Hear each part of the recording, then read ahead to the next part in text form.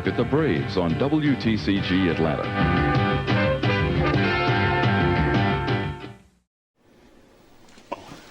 How can you not be romantic about baseball?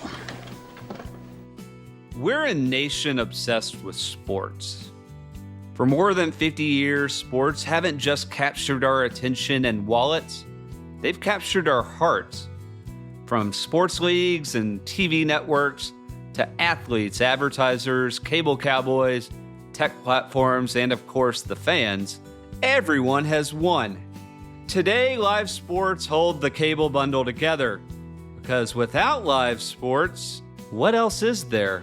But that's changing fast. This year, ESPN is launching its own all-you-can-eat sports streaming service, while Netflix and Amazon keep snapping up sports rights every year. As cable declines and streaming rises, one fact remains clear. Sports will continue to be a cornerstone of the American experience for years to come. But here's the thing. Sports weren't always this important. Sure, we've always had hometown teams, but televised sports weren't always the powerhouse they are today, or even what they become in the late 80s and early 90s. In fact, the options were once very limited. Now that sports are literally everywhere, it's really easy to forget just how unprofessional professional sports were before the 1980s, and just how few games actually aired on TV. Take Wilt Chamberlain's legendary 100-point game in 1962. No doubt one of the greatest sports achievements of all time. Thing is, unless you were one of the 9,346 fans in attendance that night, you didn't see it. Why? Because there's no footage of the game. Today, anyone can record and instantly share their own highlight reels to millions. But back then, with only 3 national networks and limited airtime, sports got the short end of the stick more often than not, leaving fans to rely on newspapers and magazines like Sports Illustrated for their sports fix. Not that they knew any better. This isn't revisionist history. It's just the way things were. Sure, more games could have been broadcast sooner, but costs, technology, and airtime were major hurdles. And while the networks didn't fully grasp the actual value of sports for decades, they weren't about to sacrifice guaranteed entertainment dollars just to air more games. Even as late as 1986, CBS was still airing NBA playoff games on tape delay at 11:30 p.m., just to avoid disrupting their primetime lineup. Author Nick Green sums it up really well in his book, How to Watch Basketball Like a Genius. Quote, "Terrible as it was still better than ABC's approach in the 1960s, when viewers were occasionally unable to watch full games because the network limited its NBA broadcasts to wide world of sports highlight packages." End quote.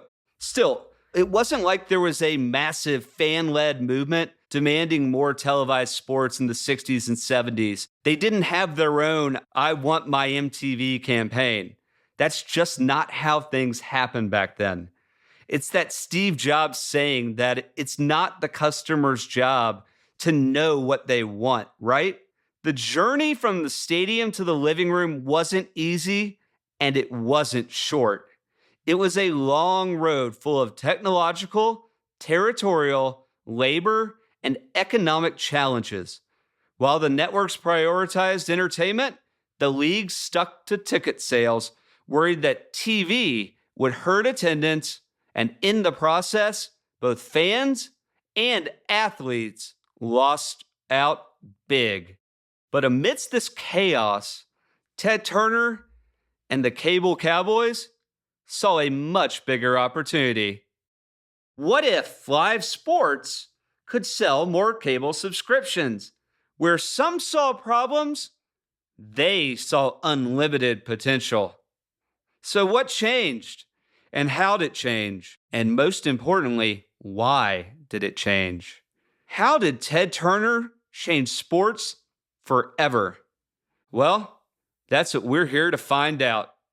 I'm Webb Barr, host of Media Moguls, and these are just a few of the questions we'll explore in Episode 3, Ted Turner's Atlanta Braves and the Sports Television Revolution.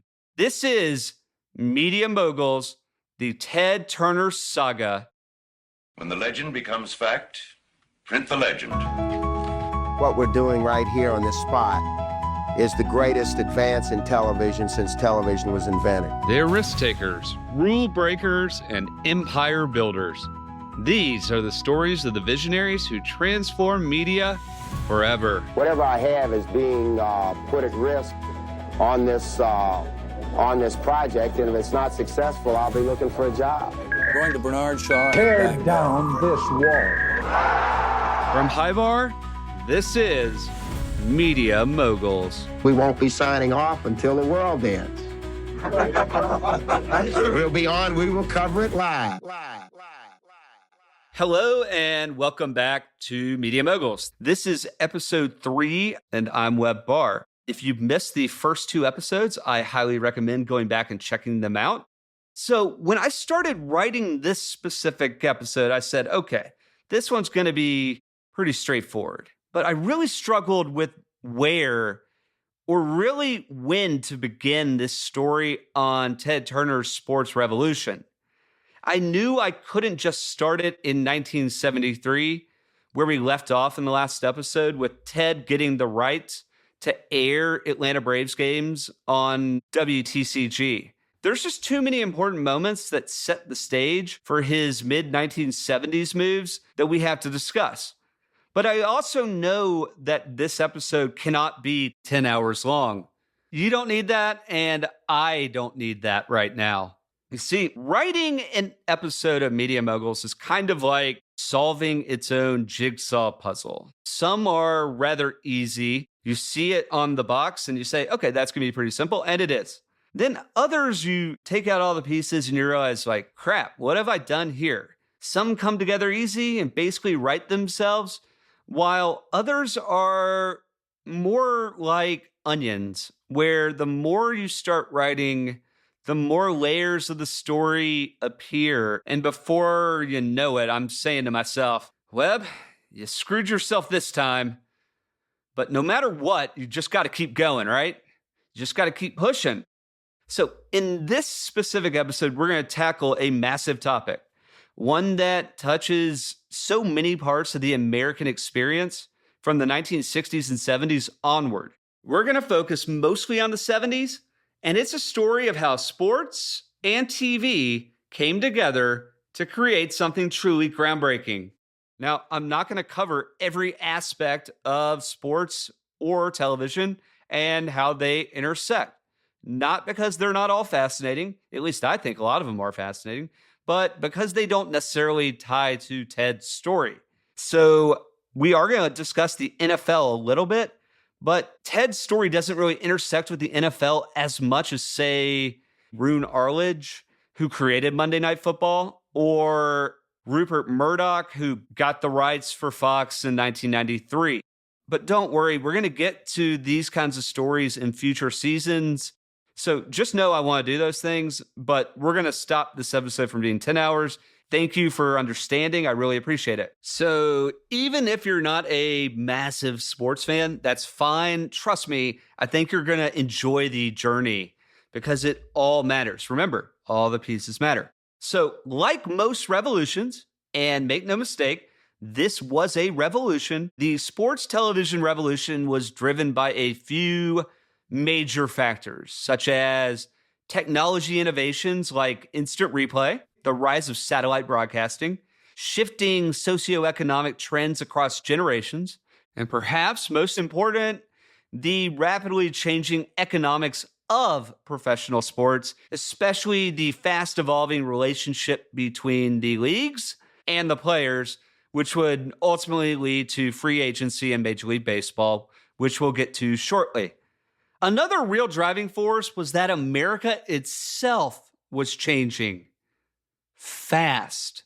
Between the 1960s and mid-70s, baby boomers were coming of age, shaped by the Cold War, Vietnam, civil rights movements, rock and roll, high inflation, oil embargoes, you name it. So why wouldn't sports also evolve too, right? First, let's say it. Sports are awesome. They bring people together, they rally communities, and they create shared purposes and experiences. Think about it. You see, I'm a massive Kentucky basketball fan. There's no pro sports in our state, so it's less than a religion, but it's bigger than a game. It's the same with Alabama football. And here's another example. If you're a Notre Dame football fan, the chances are you're of Irish descent and Catholic. These aren't just small things. They're part of your community. And which school has had their own national television deal for decades? That's right, Notre Dame. Because sports have stakes. Winning feels amazing, losing stinks, and there's always next year.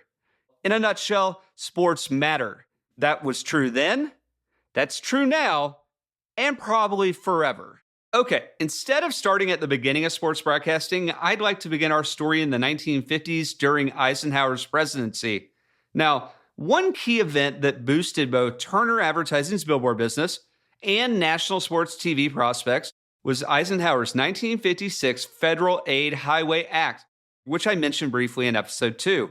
With interstates like I-75 and I-95 springing up, commerce took off, and it got a lot easier for people to pack up and move cities like snowbirds from New York City to Florida. Between the early 1950s and the 80s, America's interstate mobility rate doubled, meaning folks were leaving their hometowns in record numbers and settling in new cities nationwide. For sports fans, these migrations actually created a pretty big problem. If you were, say, a Yankees fan from New York City and you moved down to Florida, you couldn't watch the Yankees anymore. And this didn't just happen to Yankees fans, because there's a lot of Yankees fans, right? It was happening to fans of all sports and teams across the country. It was as if by moving for better opportunities, like better weather or new jobs, these highways kind of disconnected those fans from the fiber of their own communities, right? So sports, as a result, were kind of poised for a revolution that would bring back those fans and reconnect them with their hometown teams while introducing unestablished teams and regions with new fans. But that revolution wasn't coming in the 1950s or even in the 1960s. Back then, while sports were definitely popular, they remained mostly local. You'd watch your team in person at a stadium or arena, and if you were lucky, you might catch 1 or 2 games on TV every year. Anything beyond that was pretty much inconceivable. By the late 1960s, almost every home in America had a TV set. In fact, more homes had TVs than indoor plumbing, which when you think about it, is pretty crazy, right? And even with TVs in nearly every home, televised sports still hadn't gone fully mainstream. And there's a number of reasons for this. One reason was scheduling. Sports were relegated to low priority time slots on Saturday and Sunday afternoons when the networks assumed no one wanted to watch their regular TV shows. Those are like, their sitcoms and stuff like that they'd air in their primetime slots. Remember, there's only 3 networks, and the technology was very primitive. Sports journalist Joe Posnanski described how in the 1970s, quote, "We couldn't get scores, we couldn't get news, we had to wait for the newspaper," end quote.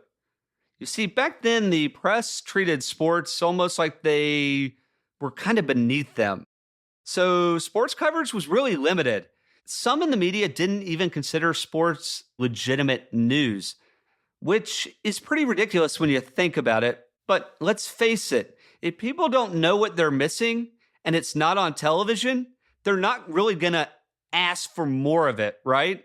It's not, I want my MTV or I want my ESPN, because the idea of a 24/7 or even 7 games being aired on a weekend was preposterous in the 60s and in the early 70s.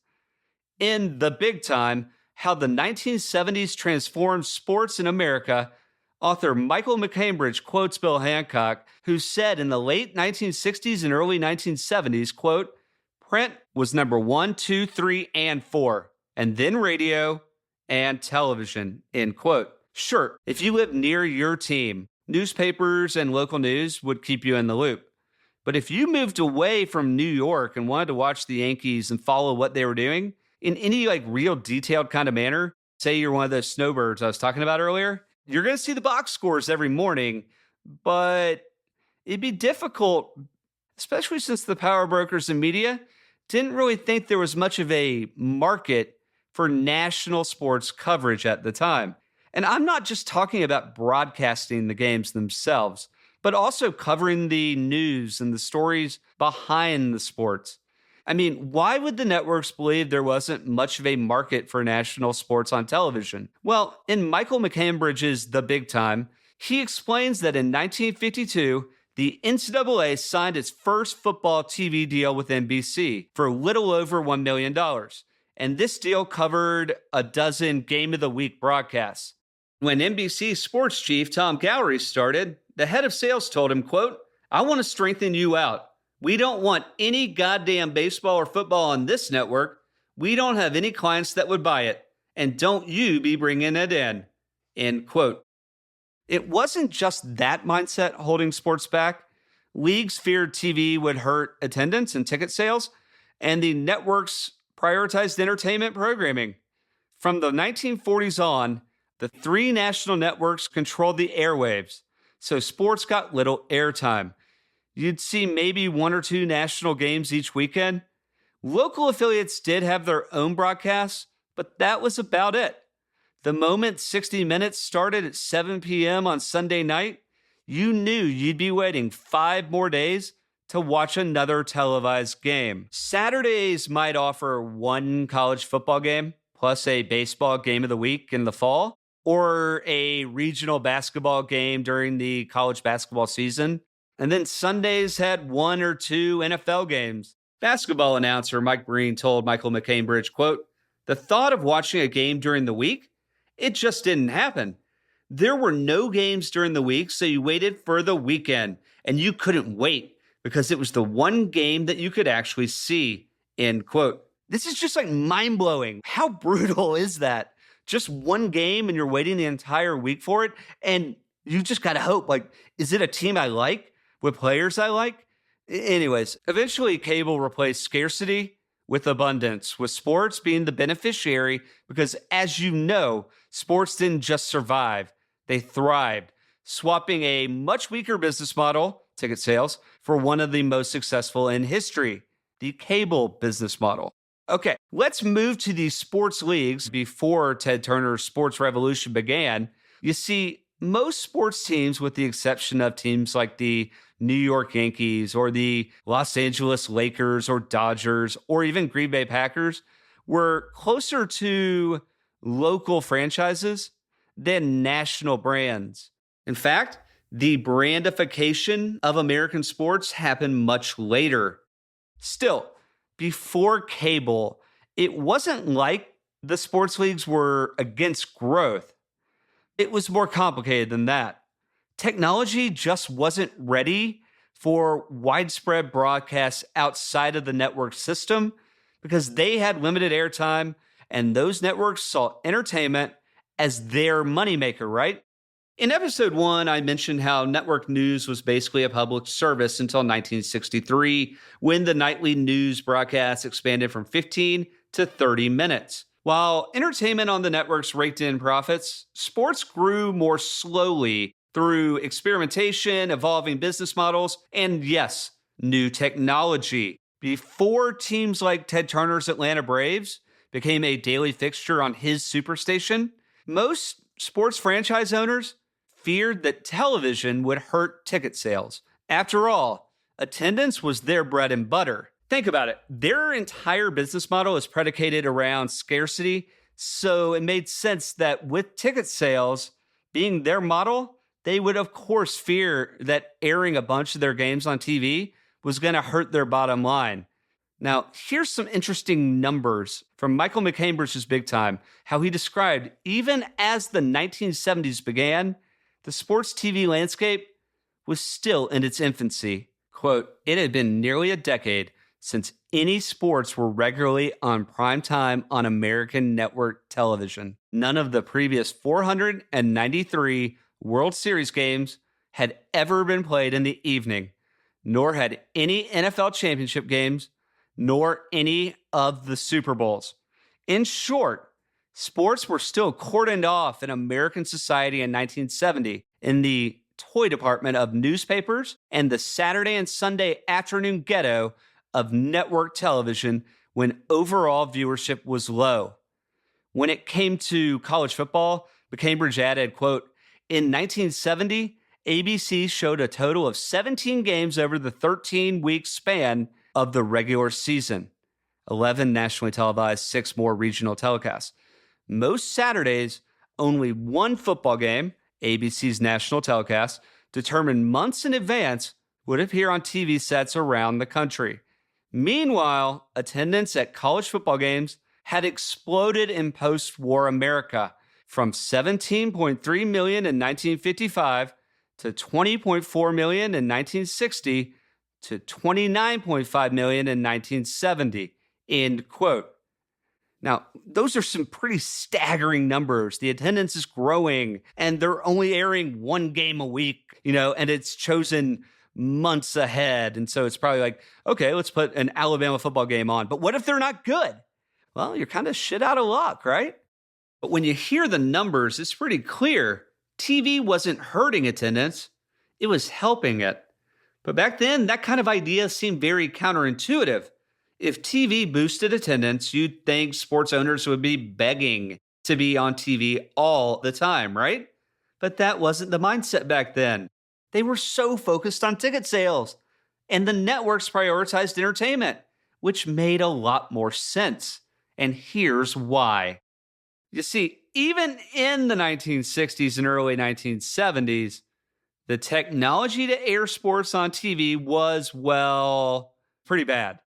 In How to Watch Basketball Like a Genius, author Nick Green highlighted how poor production values held sports back on TV. Quote, broadcasts had to rely on a single camera for the majority of the game. Alternate angles were used sparingly, and the archaic technology made those close-up shots look as if they were being filmed through the scuzzy porthole of a World War I submarine, end quote. Which makes a lot of sense when you're thinking about a black and white screen in the 1960s, and we don't really get color TV until the early 70s, but watching sports like basketball or football on TV in the 1960s with its grainy black and white footage was kind of like watching schools of fish fighting and swimming around in muddy water. You don't really know what you're looking at, right? You'd be lucky to read a player's number or even know the difference between the teams. But things started to improve, especially under one guy, ABC's Roone Arledge. Now, for me to say that Roone Arledge was a sports innovator and programming genius would be an understatement. He's one of those talents in television history that we just call by their first name. That doesn't happen by accident. Roone is credited with introducing slow motion and freeze frame views, handheld cameras, and placing microphones around the field to bring in-game sounds to the living room. He also created Monday Night Football and ABC's Wide World of Sports with its iconic tagline, the thrill of victory and the agony of defeat. But me? Personally, I'd argue one of, if not the biggest innovations in sports broadcasting, especially when we're talking about football, wasn't one of Roone's.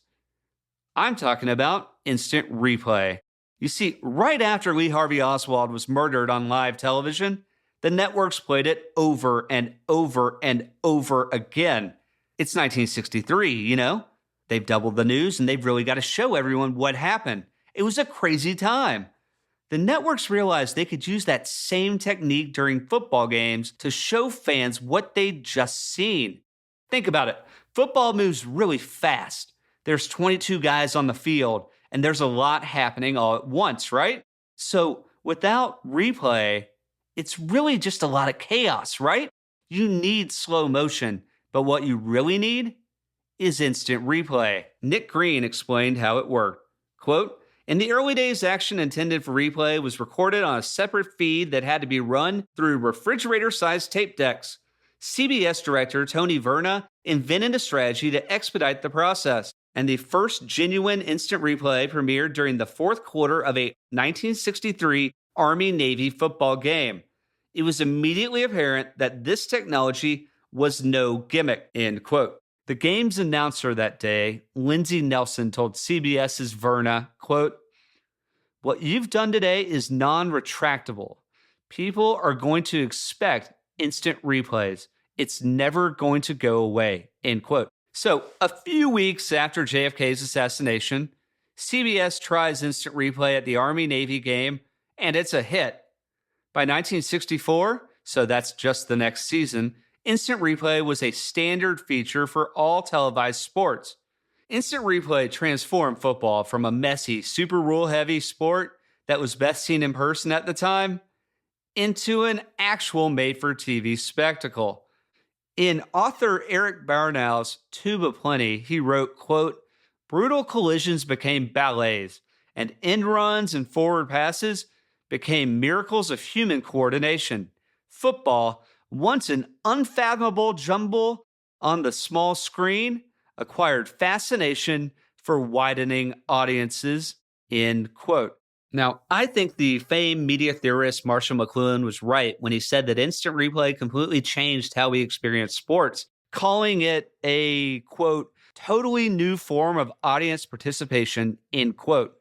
You see, viewers could now see key moments immediately after they happen, out of the game's flow, and understand those moments better than ever before. McLuhan had said that fans think more like artists because of it, and demanded to see the process behind the action. Instant replay didn't just enhance the at-home viewing experience.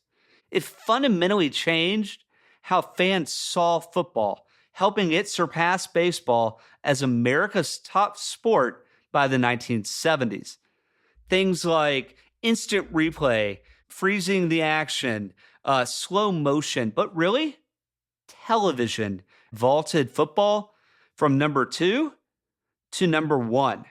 Now, riding that momentum into the 1970s, another breakthrough would soon propel televised sports even further into the spotlight.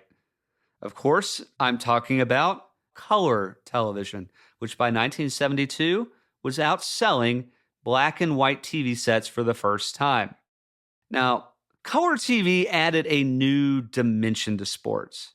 It made them more engaging and, for lack of a better word, real. Life isn't in black and white, right? It's in color. So clearly sports aired on color TV were going to be leaps and bounds better received than black and white. Sports fashion historian Paul Lucas explained how color TV, quote, "changed everything in terms of uniforms, and it really mirrored what was going on in civilian clothing. A lot of it had to do with new fabrics and the increased use of polyester, which allowed for a wider range of dyes to be used. And of course, in the 70s, sort of coming on the heels of the 60s, with the counterculture and LSD and all sorts of psychedelic things, became part of youth culture. And then hand in hand with that, we also saw the rise of color TV, which certainly led to greater use of color in uniforms," end quote. By the early 1970s, watching sports at home was becoming a better experience. Plus, it was cheaper than attending games regularly. At the same time, sports were becoming more lucrative for the networks and local affiliates who were starting to air more local games than ever before. Still, it wasn't like they were always on TV. Meanwhile, sports were evolving from simple games and competition to full-blown show business, and not necessarily everyone was happy about it. Legendary Boston Celtics coach Red Auerbach famously declared, quote, "We'll never need cheerleaders," end quote. But Red was stuck in the past. TV innovations like instant replay and color television gave sports a big boost. But the rise of cable systems in the early to mid 1970s took things even further. These cable companies were hungry for unique, differentiated programming to attract new subscribers and ended up setting the stage for an even brighter future in sports broadcasting, one far bigger than the networks could ever offer, since there's only 3 of them and there's no more airtime, right? One might say the future was so bright, you had to wear shades. Remember the story from the end of episode 2 about the nearly out-of-business cable system in Wilkes-Barre, Pennsylvania, and how they took a chance on bringing local broadcast rights for New York Yankees games exclusively for their subscribers, and how their fortunes turned around almost overnight? Well, that's exactly what I mean. Over time, sports like football, baseball, and basketball evolved from games you followed through box scores into full-fledged entertainment at home and at the stadium. And this transformation wasn't just financial. It was psychological as well. After CBS aired the ABA All-Star Game in 1970, New Orleans Buccaneers owner Maurice Stern said, quote, "This will have a psychological effect on our fans. They realize when you get on TV, it means somebody has enough faith in the league to sponsor it," end quote. He's right. It's validation. And this is great news for all of the franchise owners and the league, right? TV brought more validation, more sponsors, more money, and bigger audiences, which came with more interest in the game. It's like a flywheel. Success begets success, and often money follows. But for the players, not so much. As the leagues and owners raked in most of the profits, the players started to ask themselves, so we're the ones on TV and in Sports Illustrated, right? It's not the owners in Sports Illustrated. The owners are not dribbling the ball. They're not swinging the bat. So why aren't we getting paid more? It's a fair question to ask. In a way, they were channeling their inner Rod Tidwell, screaming, "Show me the money." Here it is. Show me the money. Look at here, but I think I'm taking too long. Yo! Spot for a Glock. I took a loss over floss, but still got a knock. Money! Derek, does that make you feel good just to say that? Still, it would take time for the players to see their fair share. This is 69, 70 we're talking about. Big changes were coming, and they were coming fast, but not yet. Now, today there's more guys in the NBA making over $50 million a year than ever before. I don't begrudge them. You know, you got to split the money somehow, and their CBA is basically a 50-50 split with the owners. There is no misalignment here. But when you think about a $200 million contract over 4 years, that's $50 million a season. It's so much money that we're basically desensitized to the whole thing, because at some point, the dollars just become numbers, you know? But back in the late 1960s and early 1970s, professional athletes' salaries were shockingly low. At the time, minimum salaries in the NFL were $9,000. In the NBA, $10,000. Major League Baseball, $12,000. And why were they so low?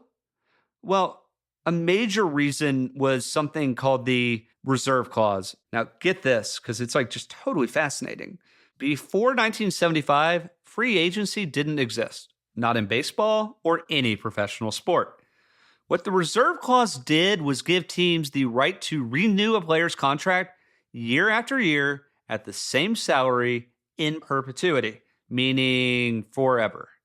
And as a result, players were bound to their teams unless the team decided to release them. And if they didn't release them, they were not allowed to negotiate with other teams. So for players wanting a new deal with a salary increase, they had two options.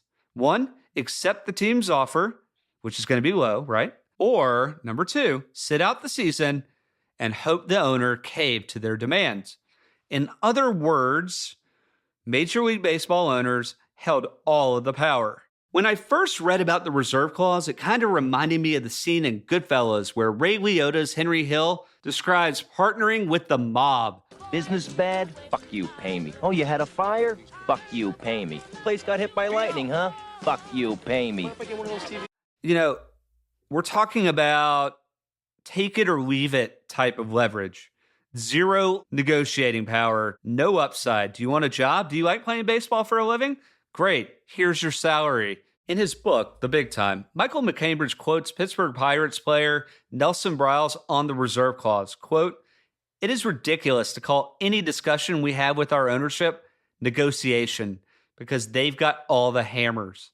In the final analysis, they can say, take it or leave it.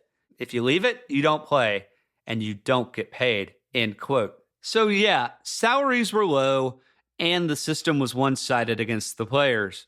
It's worth noting that most of the money in pro sports came from attendance. So teams like the Yankees, who were able to pack their ballpark every game, could offer better wages.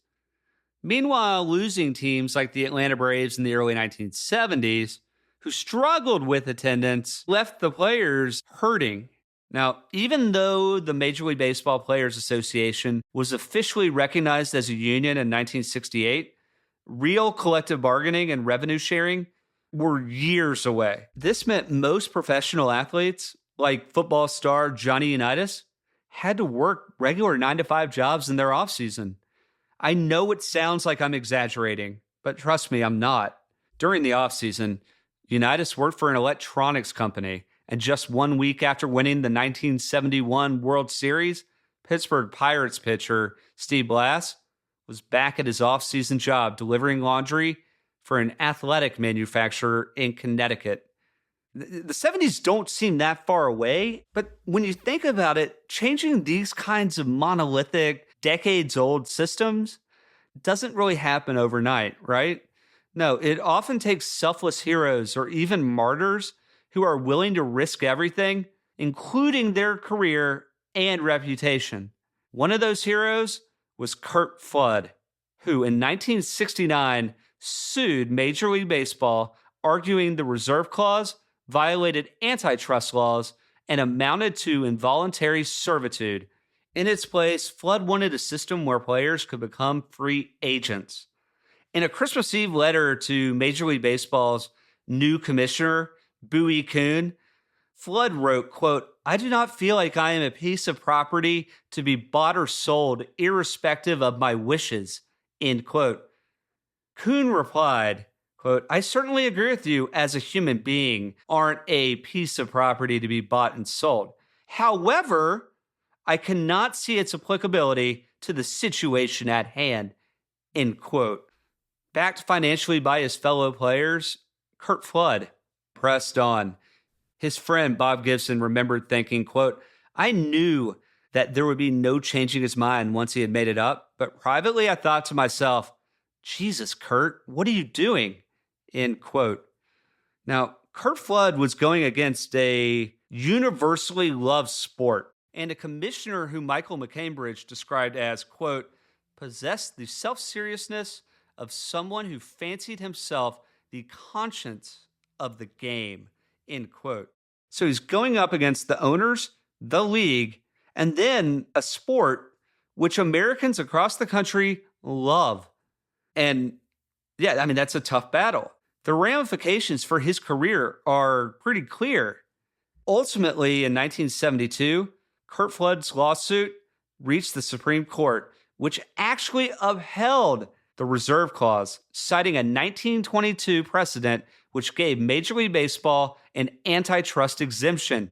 Still, no matter which side you're on, both then and now, just remember ideas are powerful things, especially when they're focused around labor, money, and the little guy going up against the man. But here's the thing.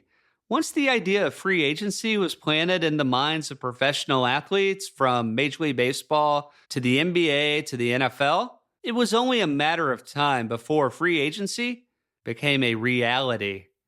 A revolution was a-comin'. Flood's fight against the reserve clause was a pivotal moment in sports history because it really exposed the unfairness of the reserve clause and shifted the focus to players' rights while laying the groundwork for modern free agency, which would come to baseball in 1975. More on that in a bit. Meanwhile, sports were undergoing a massive transformation. It was no longer just about filling seats. It was entertainment, whether in the ballparks or living rooms across the country. Michael McCambridge reflected on the Supreme Court's decision, saying, quote, "While Major League Baseball's structure held, almost nothing else in the sport did, leading one historian to observe that the 70s brought, quote, more changes than the game had known in the first 7 decades of the 20th century," end quote. And as we'll see, Ted Turner was about to become a key player in taking that revolution 5 steps further, both on the field and in living rooms, not just in Atlanta, but across the country.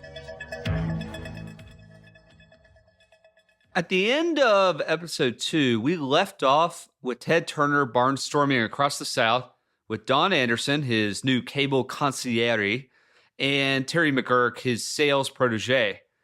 And their mission was to get Ted's UHF station, WTCG, onto any cable system they could across the South. They knew WTCG's library of old TV shows and movies would help cable systems attract subscribers. Back then, movies were a huge draw because there were no VCRs, DVRs, or even Blockbuster Video. But there was HBO, the now iconic Tiffany brand pay TV channel serving movies to everyone who had a cable subscription and paid that extra $5 a month. But at this point in 1972, they were just a small startup trying to make it big. There was no satellite. They were basically a regional service relaying their programming with microwave towers.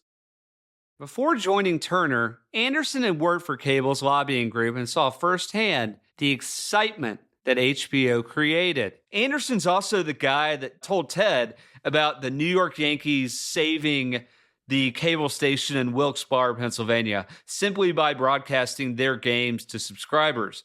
Once people heard they could watch more baseball, especially the New York Yankees, they literally lined up outside the Wilkes-Barre cable station to sign up. Remember?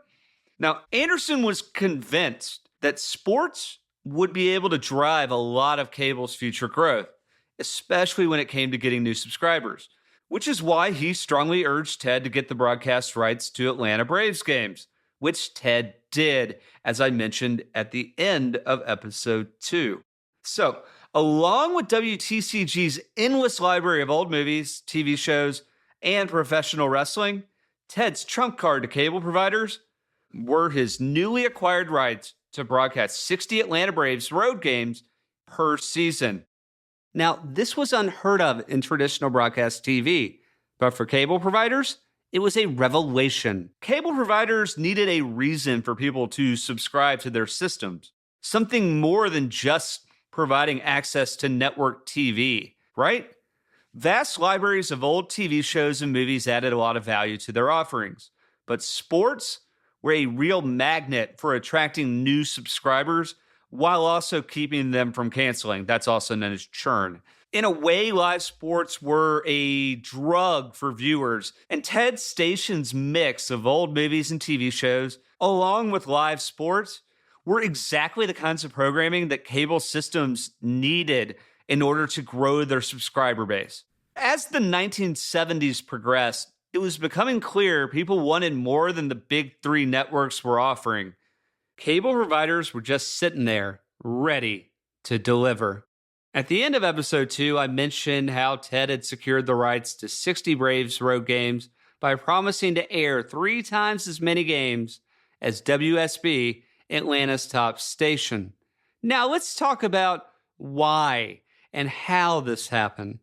But before diving into Ted's 1973 deal with the Braves, let's look at why the Braves would even consider giving 60 road games to a young maverick entrepreneur with a bare-bones UHF indie station with little to no track record in TV or sports. Like, how does that happen? Why would that happen is an even more important question. Well, looking at the Braves situation before 1973 tells us a lot. After moving from Milwaukee to Atlanta in 1966, which was their 3rd city as a franchise, The team's owners, the Chicago-based LaSalle Atlanta Corporation, were losing around $1 million a year. Not good if you're owning a professional sports team, right? Some of those losses were offset by a TV deal with NBC affiliate WSB, who were paying $200,000 annually to broadcast 20 road games. Now, you're probably wondering why this big focus on road games. And it's pretty simple. I mentioned it a little bit earlier, but in the 60s and 70s, teams believed that airing home games would hurt ticket sales, which was their main source of revenue. So it made sense to them to avoid licensing the broadcasting rights to all of their home games. Anyways, no one likes to lose money, right? Especially an owner hundreds of miles away on a struggling baseball team that is just losing every game, it seems. The Braves owner, LaSalle Atlanta Corporation, as I said, they were based in Chicago, were getting tired of the Braves' ongoing financial losses and lack of on-field success, which is when young Ted Turner came in and offered $600,000 a season for 5 years to broadcast 60 Braves road games. Faced with a choice between a smaller, safer deal with the NBC affiliate and more reach, and Ted's bigger payday and the risk of overexposure on a UHF station, LaSalle chose the money and Ted Turner's vision. Some say that Ted's deal actually kept the team in Atlanta, which is pretty wild if you think about it. Now, the Braves were not a good team, but they did have Hank Aaron at the time. And Hank Aaron was going for like one of the greatest records, not just in baseball, but in all of sports, going after Babe Ruth's illustrious home run record, which we'll talk about in a few minutes. But how were they not making money? It was not just a failure of gigantic proportions, but it was a failure of imagination, in my opinion. And I'm not even talking about broadcasting rights. I'm talking, how do you not do a better job marketing the team, right? For WTCG, getting the Braves was the kind of exclusive programming Atlantans wanted. It happened just before WTCG shifted from UHF to cable. There were, of course, plenty of naysayers worried that airing so many games would hurt the league's on-field product, frustrate fans, overexpose the team, and hurt WTCG's image, since the Braves were also historically bad. But it's not like WTCG had much of a reputation to lose. It's like I said last episode, when there's no downside and things can't get worse, what's the upside? Infinity, right? So Ted Turner wasn't worried. In his eyes, even a losing team with the worst attendance in baseball was programming gold, pure entertainment for his audience in Atlanta. In a pre-cable sports world where attendance is everything, it made sense to question whether a losing team could draw fans. Think about that. Do you want to watch a team lose every game?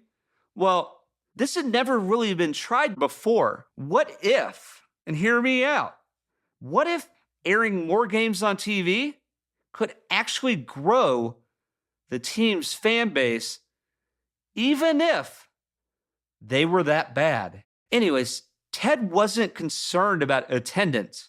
He cared about viewership, and for good reason. He didn't own the team, right? Still, some in the Braves front office weren't exactly thrilled about trading WSB, Atlanta's most prestigious, well-funded NBC affiliate, for Ted Turner's low-budget, hard-to-find UHF Bunny Ears TV station. The Braves' director of promotion, Bob Hope, put it this way, quote, "The new television deal with WTCG was a major step backward in prestige, even though it was described as a significant financial gain. Money or no money. It didn't seem right for a big league team to be on a Mickey Mouse station with a reputation for showing only cartoons, old grade D movies, and 1950s television reruns. We weren't even sure people could get the WTCG signal on their TV sets. No one will come in person to see our games. After all, 60 free games on television is a lot of baseball. Some of us thought the Braves might just be forgotten. End quote. The reaction, though, makes a lot of sense. Bob Hope, his job was to fill seats at the games. Putting 60 games on television for a team that lost a lot of games might lead to overexposure, but also risk his job and the team's future in Atlanta. But hear me out. I said this a few minutes ago. What if it didn't? What if people loved the Braves despite how bad they were?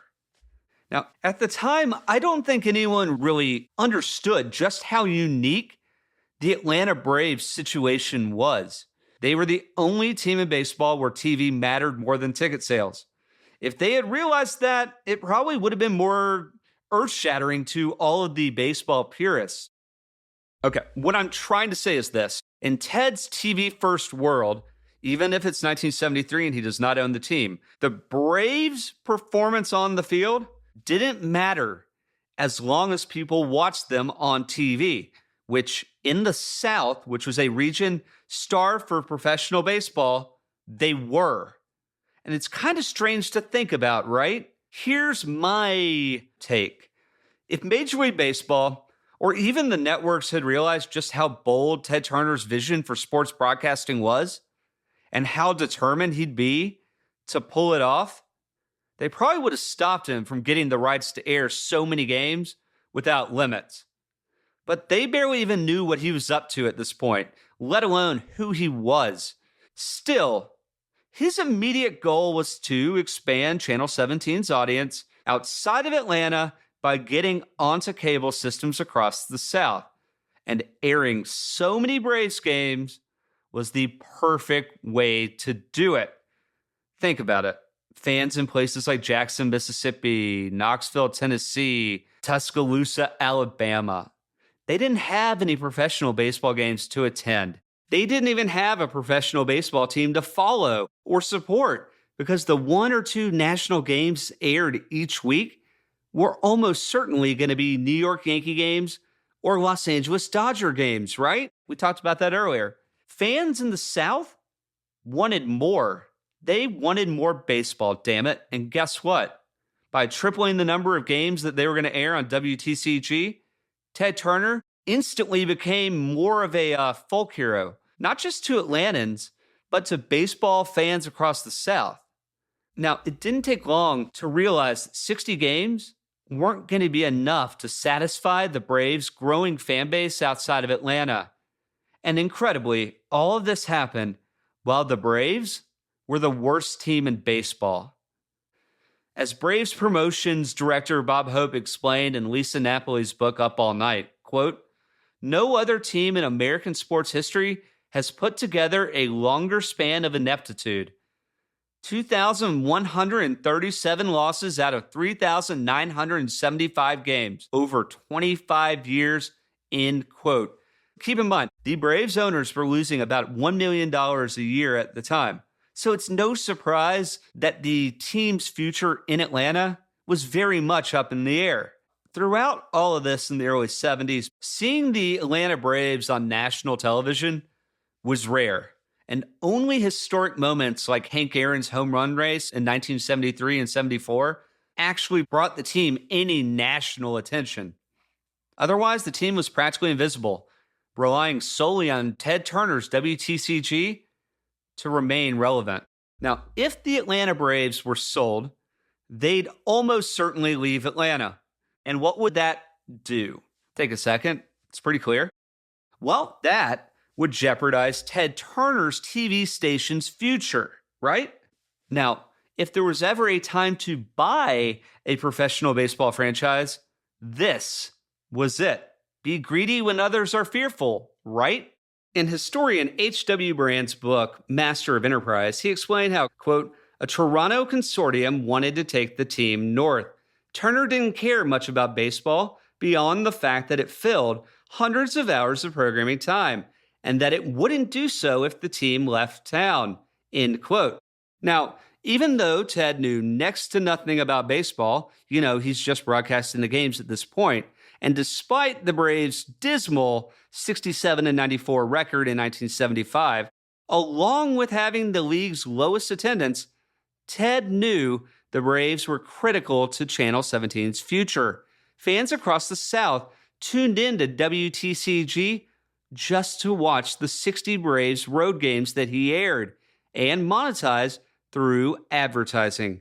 And without those games, Ted would lose all that ad revenue, his audience would plummet, and support from cable systems would disappear. From there, Ted's budding media empire would almost certainly crumble faster than he could sing "Take Me Out to the Ball Game." So yeah, the stakes couldn't have been any higher for Ted Turner. And so, in a move to protect his TV station's future, Ted bought the Atlanta Braves for just $10 million in January of 1976. The story of how Ted Turner managed to buy the Braves at such a bargain price is legendary and will mark the start of one of the busiest and most chaotic periods in his life, a transformative chapter which shaped the future of sports, news, and communications as a whole. So, how'd Ted actually come to buy the Atlanta Braves in 1976? Let's dive in. Ted explained to one of his earliest biographers, Christian Williams, saying, quote, I banked on sports. I didn't think a superstation would work with just old movies and reruns, and I had a 5-year contract to televise the Braves. But what about after that? The better the team did, the easier it would be to sell advertising. But then the TV rights would become really expensive.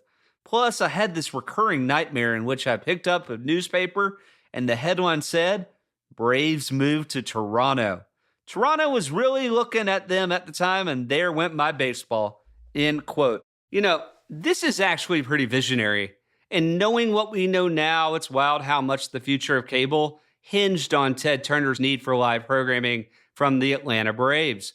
But let's be honest, if the Braves had been any good, selling the team wouldn't have even been on the table. Because back then, performance on the field really mattered because it translated to ticket sales. Ted continued, quote, it was the end of the season, 1975, and I was out at the ballpark rooting like always. And there were maybe 200 people in Fulton County Stadium. The team really stank. Ugh. They were in last place, and Henry Aaron had been traded to Milwaukee, and the fans were really down on the team. The team was just, jogging out there, because why bother when no one's looking? Wonderful. And I was putting them on TV, and they were going to be hugely important in the future to us. I went to see Dan Donahue, who was the team's president, and I caught him peeking out the glass in the owner's box. I'd had a couple of beers, and I was really worrying about selling ads for the team the next season. So I said, hey, Dan, what are we going to do to get these Braves going? He said, I don't know what you're going to do, but we're bailing. I said, oh my God, and I almost had a heart attack.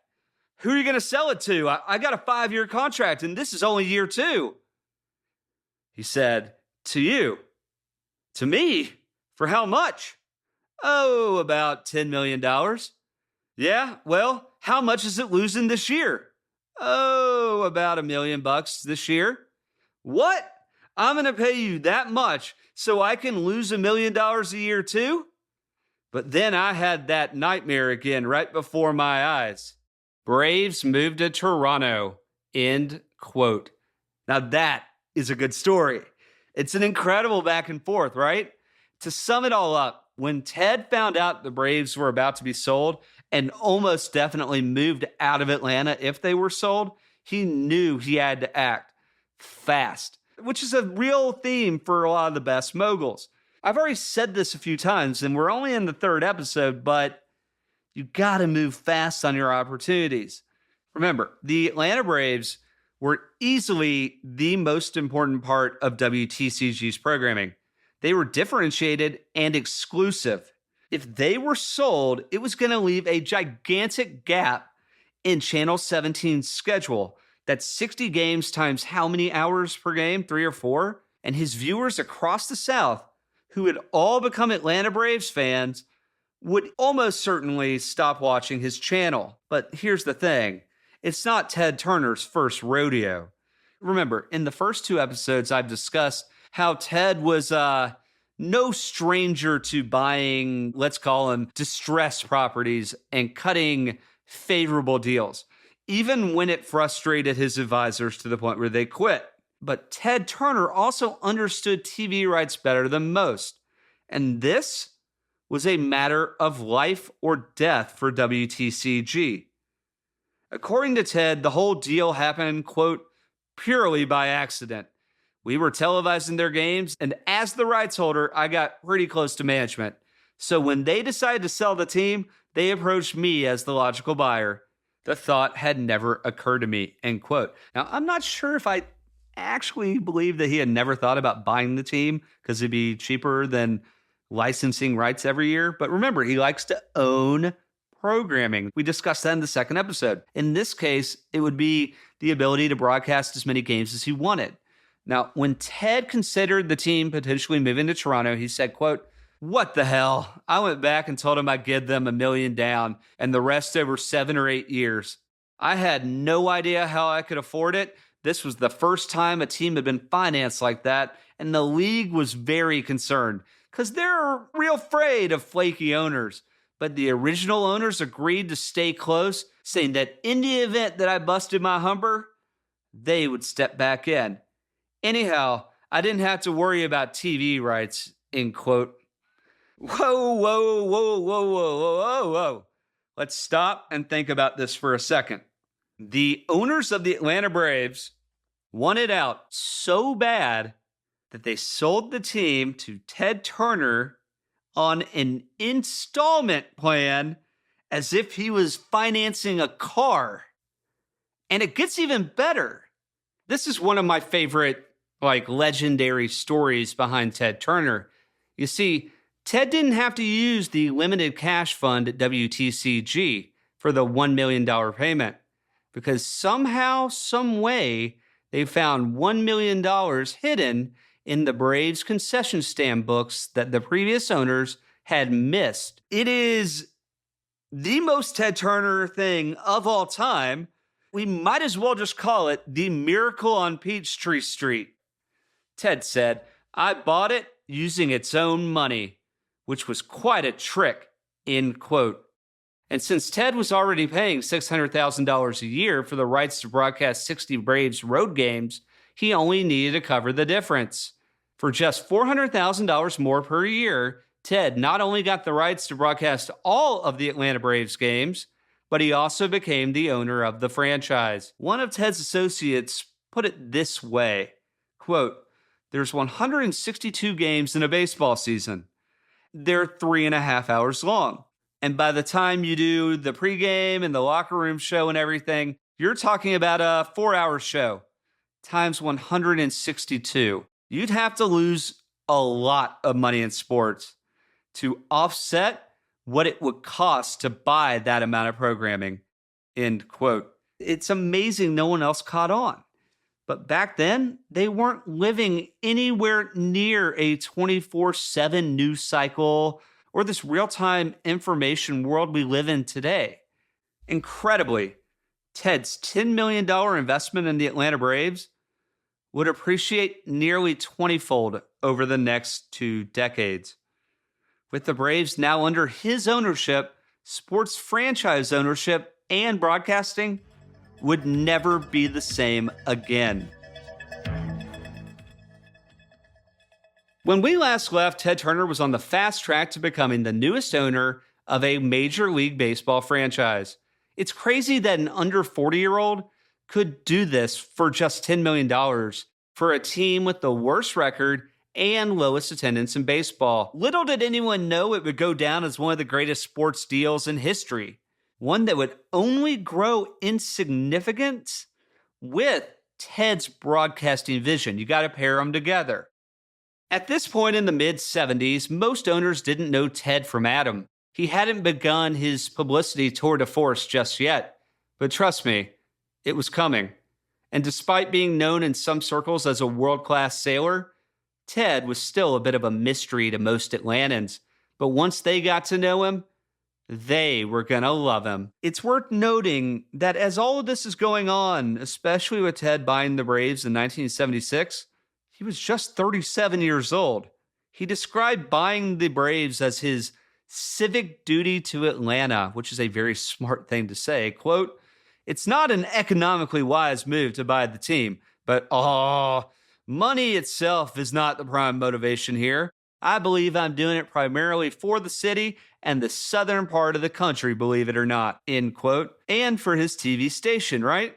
After buying the team, Ted wasted no time making bold promises and proclamations, telling the press they would turn their headlines calling Atlanta Loserville into ones calling it Winnersville.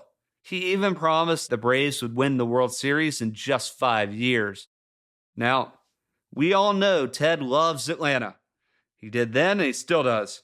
But that's not why he bought the Braves. He needed their broadcasting rights for Channel 17. And by some miracle of God, owning the team was somehow a much cheaper and more predictable option than bidding for their TV rights in the future. It's an incredible coup, and one that almost like it's happenstance and luck, but we are what we make of luck. You had to be there ready with the umbrella for the gold bars to come down to catch them, right?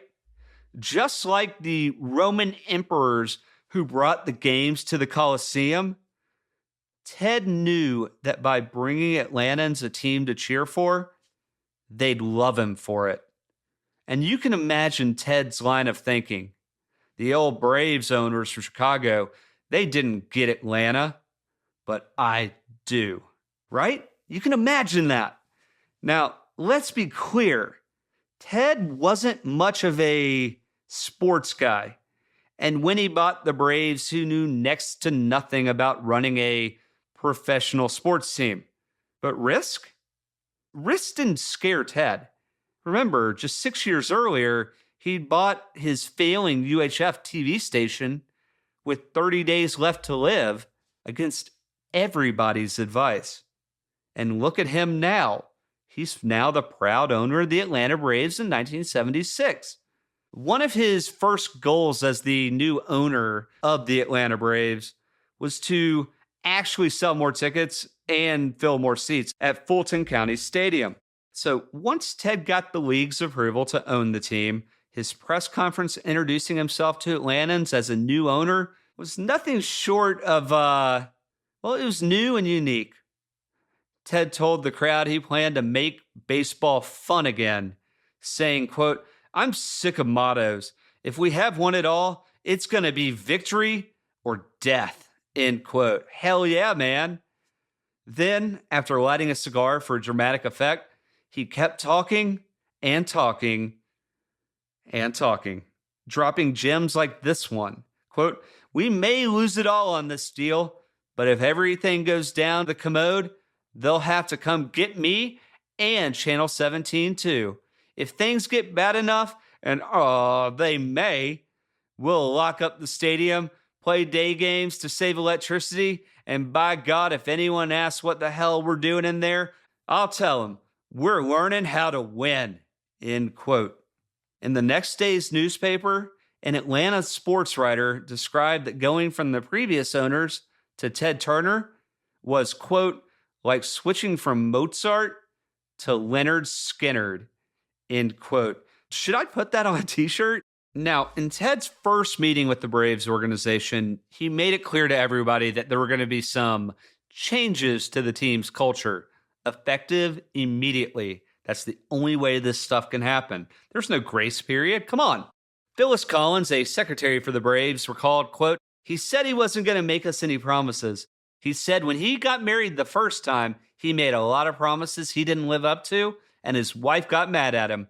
In his second marriage, he made no promises, and now he gets applause when he comes through. That's the way it would be with the Braves." end quote. And while Ted didn't make any promises to his players or staff at first, his first move as the owner came quickly when he changed the Braves start time, when you arrive for work, from 9 in the morning to 8:30 a.m. And while it was a very small change, it was done to set a new vibe, a new tone in the Braves organization, one that now they're even more focused than before. Now, I probably shouldn't have to say this, but yes, professional sports teams are organizations. They're businesses. And the better they're run, the better the results tend to be on the field. Teams with bad ownership don't normally have great results, right? Meanwhile, consistently great owners tend to have consistently great teams. And I'm not just saying money, I mean all of it. Culture matters. That said, in the 1970s, sports franchises were nothing like the corporate, well-polished, well-oiled operations we see on television today. Back then, sports were just sports.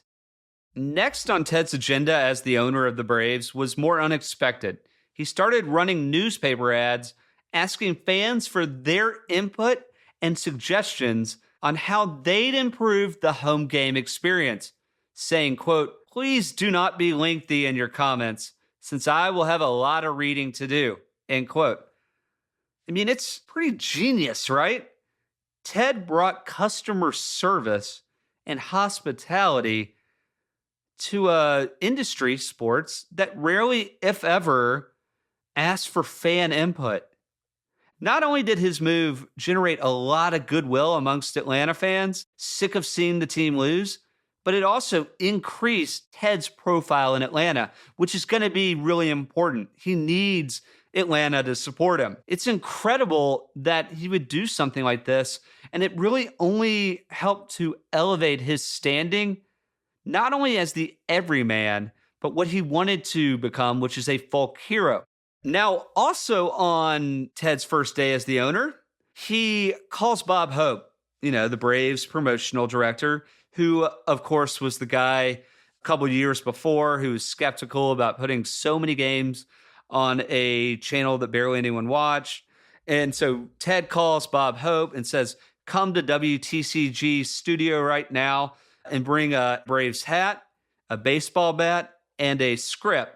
We're going to film a commercial promoting Braves season tickets." This is on his first day owning the team. Remember, the early bird catches the worm, right? Sometimes that's all it takes, It's infectious. Motion creates emotion. But you have to do these kind of things quick, with enthusiasm and gusto. So it makes sense that Ted would want to start recording commercials. He wants people to be at the games immediately. Why waste a day? So when Bob Hope arrived at the studio, he was amazed when Ted took a quick look at his script, mumbled, "Got it," and then proceeds to ad-lib his way through the entire commercial spot. What I love about this story isn't just that it happened on his first day as the owner. It's that Ted knew he needed to strike while the iron was hot. That's what real leaders do. They don't just sit and wait and hope that people are going to discover baseball in Atlanta now that he's the owner. No, he was proactive and he got an actual commercial laying out the benefits of attending Braves games as a family event. And then at the end of the commercial, he says, quote, "Call me when you need anything from the Braves. And if you can't reach me, call my pal Bob Hope at the stadium," end quote. It's really awesome, right? Customer service at its finest. Try imagining Marge Schott or George Steinbrenner doing the same kind of thing. It's impossible. And more tactically, look at who Ted was talking to in this first commercial. He's going after season ticket holders, consistent revenue, fans who don't just show up for one game, but for all of them. And also, families. Do you really think they're going to buy just one ticket? Because you're not going to buy one ticket just for dad. No, dad needs to take his son or daughter or wife And when you think about this, for Ted, his TV viewers had already been kind of like season ticket holders. But now he really needed to get Atlanta's best fans to the games and boost attendance. Plus, someone willing to buy season tickets was going to be a much better long-term customer anyways. So, what were Ted's goals as the Braves owner? Remember, he said his first priority was pretty simple: bring the fun back to baseball. And what does that tell me? Well, now that Ted didn't just broadcast their games, but actually had skin in the game by owning the team, he knew that winning mattered. But he also understood the power of connecting with fans, making them feel like he was on their side. And the more he appealed directly to them as a friend, the more likely they were to rally behind both the Braves and himself. In today's parlance, Ted went direct. Now, if Braves fans saw him as just another out-of-touch rich guy, forget it. He'd have no chance. Ted enthusiastically told Bob Hope, quote, "Hope, I want this team to be like McDonald's. I want an atmosphere built here that will make kids want to come to the games. Excitement isn't the success of one individual promotion. It's the chemistry of everything combined. We've got to do enough to create the chemistry," end quote. Essentially, Ted is saying we need to make 1 + 1 = 5. A big part of his approach included telling the fans and his players not to call him Mr. Turner. Instead, he said, quote, "Call me Ted. I ain't no mister," end quote. It's also the name of his autobiography, Call Me Ted. And not only that, Ted also connected with the Braves players on a more personal level. He saw that they were athletes just like him. Remember, he's a world-class sailor. While some thought an owner shouldn't be friends and buddy-buddy with the team, Ted didn't care. He was just 37 years old. They were his friends, both on and off the field. And unlike the Yankees who forced players to shave their beards, Ted didn't care what the players did with their hair. In fact, after home games at Fulton County Stadium, Ted would head straight to the locker room and shower with the team. He was just one of the boys. Years later, in 1982, David Letterman asked Ted about it. You like fraternizing with the ball players, don't you? Well, fraternizing's kind of a bad word, isn't it? Isn't that kind of like something you're not supposed to do? I think it means you like hanging around with the ball players. Well, I like to feel like one of the guys. But the stories of Ted's earliest days as the Braves owner don't stop there. We're actually just getting started. Let's talk about Ted's first home game as owner, when he took to his new portable PA system and gave an enthusiastic, if not totally unnecessary speech, introducing himself to the fans, and then asked the crowd to join him in singing "Take Me Out to the Ball Game." After 2 false starts, Ted ran to home plate and took control, telling the fans they were going to get it right. But the real show came just a few minutes later in the bottom of the first inning, when Braves outfielder Ken Henderson hit a home run. You see, Ted was so overcome with excitement and energy that he jumped the barrier and ran onto the field to shake Henderson's hand as he rounded the bases. Now, can you imagine this scene? It's not quite the Stanford marching band on the field, but it's pretty cool, right? How could you not be energized by an owner like Ted Turner? These little things tend to become the stuff of legends, where mere mortals become local folk heroes. And I can't think of any owners who ever had so much fun, unless I'm missing a time where maybe Mark Cuban ran onto the court to high-five a player. If I'm missing someone, let me know. Anyways, Ted could have watched each of his games high above the fans in his fancy air-conditioned skybox, but he didn't. That wasn't his style. He was a fan first and an owner second. So, of course, he was going to sit in the stands with everybody else, specifically right above the Braves dugout in aisle 105, where he'd shout at players and umpires just like any other fan would. He put it this way, quote, "I never could understand why owners like to sit up behind bulletproof glass sipping martinis. I sit in the front row, end quote. It's also really good marketing for him and his appeal. But back then, one of the biggest reasons to go to Atlanta Braves games was you never knew when Ted would do something, like grab his portable PA system and make one of his trademark announcements, like getting the crowd to sing together. Now, one of my favorite stories from Ted's first season as the owner of the team happened on Memorial Day 1976, when San Diego scored 6 runs in the 8th inning. Clearly, Ted was a little annoyed by this, so he grabbed his PA system and announced to the crowd, quote, "Nobody is going to leave here a loser.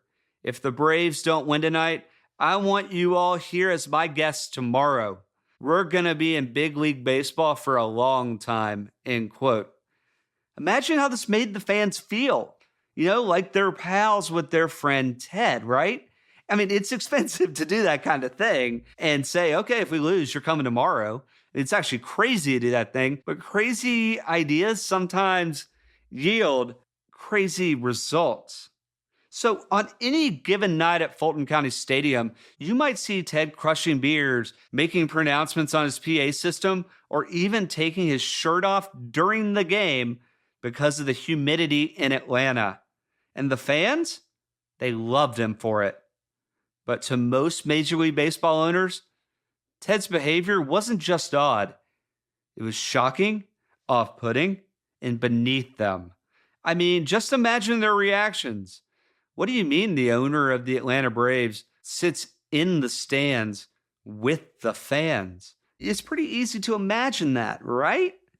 In Lisa Napoli's Up All Night, one fan even described how sitting behind Ted Turner at a game was, quote, like sitting behind Caesar at the Colosseum, end quote. Later, Ted even had the words, "the enemies," painted on the visiting team's dugout and moved the first few rows of the stands closer to the field. He wanted every advantage he could get for the Braves, while giving fans even more reasons to love the team. He said, quote, "I bought the Braves because I'm sick of seeing them get kicked around. I'm the little guy's hero. They love me. I run the team they think they would if they owned it. I come to all the games, sit in the stands, drink a few beers, even take my shirt off. I'm Mr. Everyman to them. Their pal, Ted," end quote. I mean, I want you to think about this. If you owned a professional sports team in your hometown, wouldn't you want to have fun with it too? Or would you want to sit in the skybox and barely pay attention to what was happening on the field while watching it on a TV screen in the box? Me? I know what I'd want to do. Now, in Ted's first season as the owner, the Braves somehow nearly doubled their home attendance. It was a minor miracle considering they had the worst record in the National League West. But let's be real. Twice as many fans don't just show up for one of the league's worst baseball teams out of curiosity or pity. So what gives? Well, in order to pull off this kind of feat, we're talking about nearly doubling attendance. It's not an easy thing to just do. Ted needed a lot more than just the product the Braves were putting on the field every night. So how did he get fans to show up despite their losing record? Simple. Ted made it his mission to ensure that win or lose, every game was a fun experience for fans. That's where he started. When you start with the fans and their experience, you're off to a good start, right? His thinking was this: if he couldn't improve the team overnight on the field, he needed to make going to Braves games themselves more fun and exciting. And that's exactly what he did with stunts, gimmicks, promotions, the kinds of things that would probably make Red Panda blush. For Ted Turner, there were no limits to the promotional gimmicks he was going to try or would be willing to try as the owner of the Atlanta Braves. As long as they brought people to the stadium, he was game for it. Now, I should clarify, when I talk about promotions, I'm not talking about predictably safe things like bobblehead nights. No, I'm talking about things like the Great Mattress Stacking Championship, professional wrestling matches, races where people pushed a baseball around the field with their nose. Yeah. You had a race with Tug McGraw, a nose race. Mm-hmm. What was that? That sounds like something you're not supposed to do. Well, we were having one of those little pre-game contests. We were having a little like a carnival, and there were several events, running around with a baseball on a plate around the bases, and none of the Braves wanted to push the ball with their nose from first base and third to home plate, so I said I'd do it. And I bloodied my face, but I won. You won the race, yeah. And let's not forget that they did ostrich races, motorized bathtub races, and had post-game pizza parties. Basically, if you could imagine it, they probably tried it. They even had a let's make the biggest blast in the history of Atlanta competition. Listen to this ad and tell me it doesn't sound awesome. Friday night, August 4th, following the game, you can see the biggest explosion in the history of Atlanta as the Braves present their version of the end of the world. The same dramatic aerial fireworks show that has lit up the sky for a half hour in the past at the stadium will be ignited in one shot. The Atlanta skyline will shine like it never has before and may never again. Don't miss it. Exciting Braves baseball and Atlanta's biggest blast on Friday, August 4th. So anything you can imagine, they tried. The result was an unpredictable but exciting experience for the fans. That's who this is all about. Ted gets it in a way that most owners never did. The idea was when you bought a ticket to an Atlanta Braves game, you never knew what might happen between innings. In fact, you might even see Ted, the Braves owner, participating in one of the stunts himself. It didn't take long for people to start hearing about how fun Braves games were, and as such, Ted started to become the main draw for those curious fans who were interested in attending a game despite how bad the team was. Ted's biographer, Porter Bibb, added, quote, "No matter how outrageous the idea, Braves publicity director Bob Hope knew he could count on Turner's active and enthusiastic participation if it would help fill the seats, even if it meant the boss has to sweep the bases between innings or push a baseball around the diamond with his nose," end quote. It's important to note that these promotional stunts weren't just one-off gimmicks. They were strategic. Even Ted's approach to in-game promotions is worth studying a little because he showed how just a little creativity and some bold marketing and doing things differently could help the little guys compete. As he put it, quote, "When you're little, you have to do crazy things. You just can't copy the big guys. To succeed, you have to be innovative," end quote.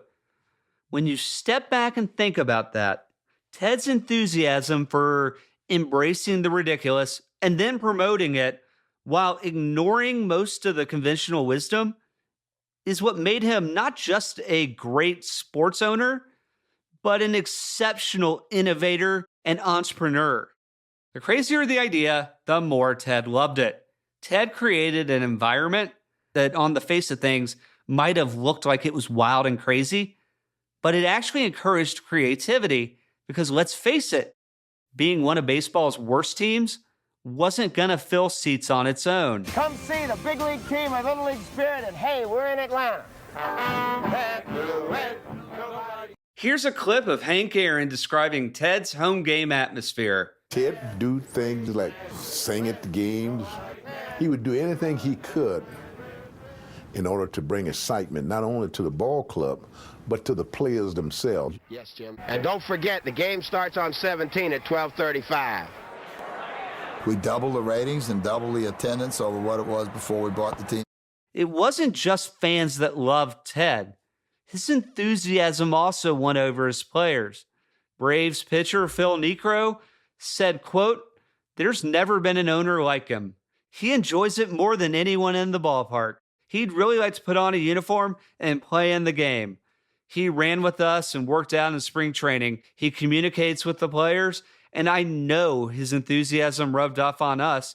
I think he'll have the same effect on the fans." End quote. When Ted was asked if he was living the little boy's dream of owning a baseball team, he replied, quote, "Sort of. But you know what I do dig? Being a folk hero, because I am just one of the folk," end quote. Even in the earliest innings as the Braves owner, Ted knew exactly what he was doing. He said, quote, "I may look like a clown, but I'm a very deadly serious person in trying to accomplish things just for the satisfaction of accomplishing them. Struggling hard to achieve something is the most fun I get. All my life is a game. Everything is a game. And the game goes fast." End quote. Damn strong, Ted. Remember, Ted had been saying very similar things about his love for hard work since he'd worked middle school summers in the swamps of South Carolina putting up billboards. This was nothing new. He loved getting stuff done. And while his players loved what he brought the Braves, other Major League Baseball owners weren't so thrilled with all of the attention Ted's antics brought the league. It didn't take long for Ted's in-game promotions and unique brand of entertainment to shock and infuriate baseball's elite. They really just couldn't grasp the idea that the game could be more than just the game. And to be fair, before the 1970s, pro sports were mostly about competition. We've discussed that. Promotions were minimal back then, and teams were focused on selling tickets to the games themselves. There was little thought into halftime shows or in-game entertainment like we see today. Cincinnati Reds chairman Bob Howsam even issued a warning that Ted Turner would be arrested if he ever tried running onto the field during a game in Cincinnati, which, if you ask me, is the classic reaction from someone in the capital E establishment, right? But for Ted, it was just another example of what he and the Atlanta Braves were really up against. Okay, at this point, we need to circle back to our free agency and sports labor discussion from earlier in the episode. You know how in 1972, Curt Flood lost his Supreme Court case for free agency against Major League Baseball. But as I said, the fight for higher wages and a freedom to switch teams didn't end there. And how by the end of 1975, free agency became a reality and kicked off a new era for baseball and all professional sports. Before free agency, the average baseball player was making less than $50,000 a year. They were stuck with low pay and no way to advance. Remember, the reserve clause was brutal. Meanwhile, the owners were raking in growing profits from ticket sales and new, bigger TV deals that seemed to keep on rising. For years, Major League Baseball owners, who were led by Commissioner Kuhn, fought like hell to keep their dominance over the players. Knowing this, Ted invited his players to work at the TV station during the offseason so that they could learn new skills, get on TV, and earn some extra money. That's a nice thing to do. Why not? Expanding your knowledge and opportunities should be seen as a good thing, right? Well, moves like this made Ted very popular with his players, but they also didn't really sit well with his fellow owners. Regardless, Ted's biggest fight as an owner wouldn't be on the field or with other owners. No, it would be with the face of the league, Major League Baseball Commissioner Bowie Kuhn. And their already rocky relationship started falling apart almost as soon as Ted took over the Braves, which was right about when free agency officially started. From February of 1969 to 1984, Major League Baseball Commissioner Bowie Kuhn led baseball through one of its most transformative eras. It was a time of unprecedented change, marked by the beginning of free agency, the rise of cable television, skyrocketing TV rights fees, expansion, and while being the commissioner of a professional sports league does have its perks, power, influence, you're close to a lot of high-profile moments and people, politicians, celebrities, etc. But at its core, the job, like Roger Goodell's in the NFL, is about one thing: maximizing revenue for the owners and the league. Meanwhile, the players have their own union to fight for their own interests, right? But when things really go wrong with baseball or football or basketball, who's the one who takes the blame? It's the commissioner, right? It's a thankless job where you're damned if you do and damned if you don't. If the league is crushing it, the commissioner's not necessarily seen as the reason why. Commissioners are often viewed as the bad guy, especially when they stand in the way of progress. But they're the owner's bad guy. They get paid a lot of money to take the blame. Now, I've just said when they stand in the way of progress. What do I mean by that? I mean growing the game alongside the players. You know, the ones actually playing the game on the field or on the court, not standing in their way of a better career or better wages or more opportunities, right? Take legendary NBA Commissioner David Stern, who in the early 80s created a revenue-sharing deal between the league and the Players Association, which is the NBA union, that actually benefited both sides. And it took place right as TV rights were starting to skyrocket. This was a real win-win for both sides, both the players and the owners, where both sides came out ahead. And without that kind of deal setting precedent, I don't know if NBA salaries ever reach the level they are now. Now, they would be high, but splitting all the TV revenue was really important. David Stern doesn't get enough credit. Now, compare that to the 1970s, when commissioners like Major League Baseball's Bowie Kuhn fought like hell to prevent free agency. You see, Kuhn was Major League Baseball's guy. He was a no-nonsense, by-the-books type. He's kind of he is exactly the authority figure that Ted Turner grew up clashing with. And the more I read about Kuhn, the more he kind of reminds me of Dean Wormer from Animal House, with his attempts to control every aspect of baseball, from finances to attendance to players' salaries, and while doing his best to prevent the players' dream of free agency from becoming an actual reality. Now, he's doing his job, and his job is to work for the owners who don't want to be paying higher salaries. Some of them probably couldn't have even afforded much higher salaries because there wasn't television revenue in the same way that free agency would ultimately usher in. Now, to be fair, the battle for free agency happened right before Ted bought the Braves. But Kuhn had dealt with a number of ongoing labor issues before, most famously the reserve clause case, which we discussed earlier. And while Major League Baseball and Bowie Kuhn won, the case sparked something much bigger. You see, Curt Flood's fight planted this idea of free agency with more money and player mobility in the minds of every professional athlete. Like Andy Dufresne in The Shawshank Redemption, sometimes all you need is a little hope, right? Because once people are given new ideas and just a little bit of hope, those seemingly unbreakable walls begin to crumble. Just 3 years after Curt Flood lost his reserve clause case, Major League Baseball players Andy Messersmith and Dave McNally decided to challenge it again. But this time, they took a different approach. You see, in 1975, Messersmith was in his third season with the Dodgers, while McNally had just played his first season with the Expos after a late 1974 trade from the Orioles. Both had their 1974 contracts automatically renewed under the reserve clause.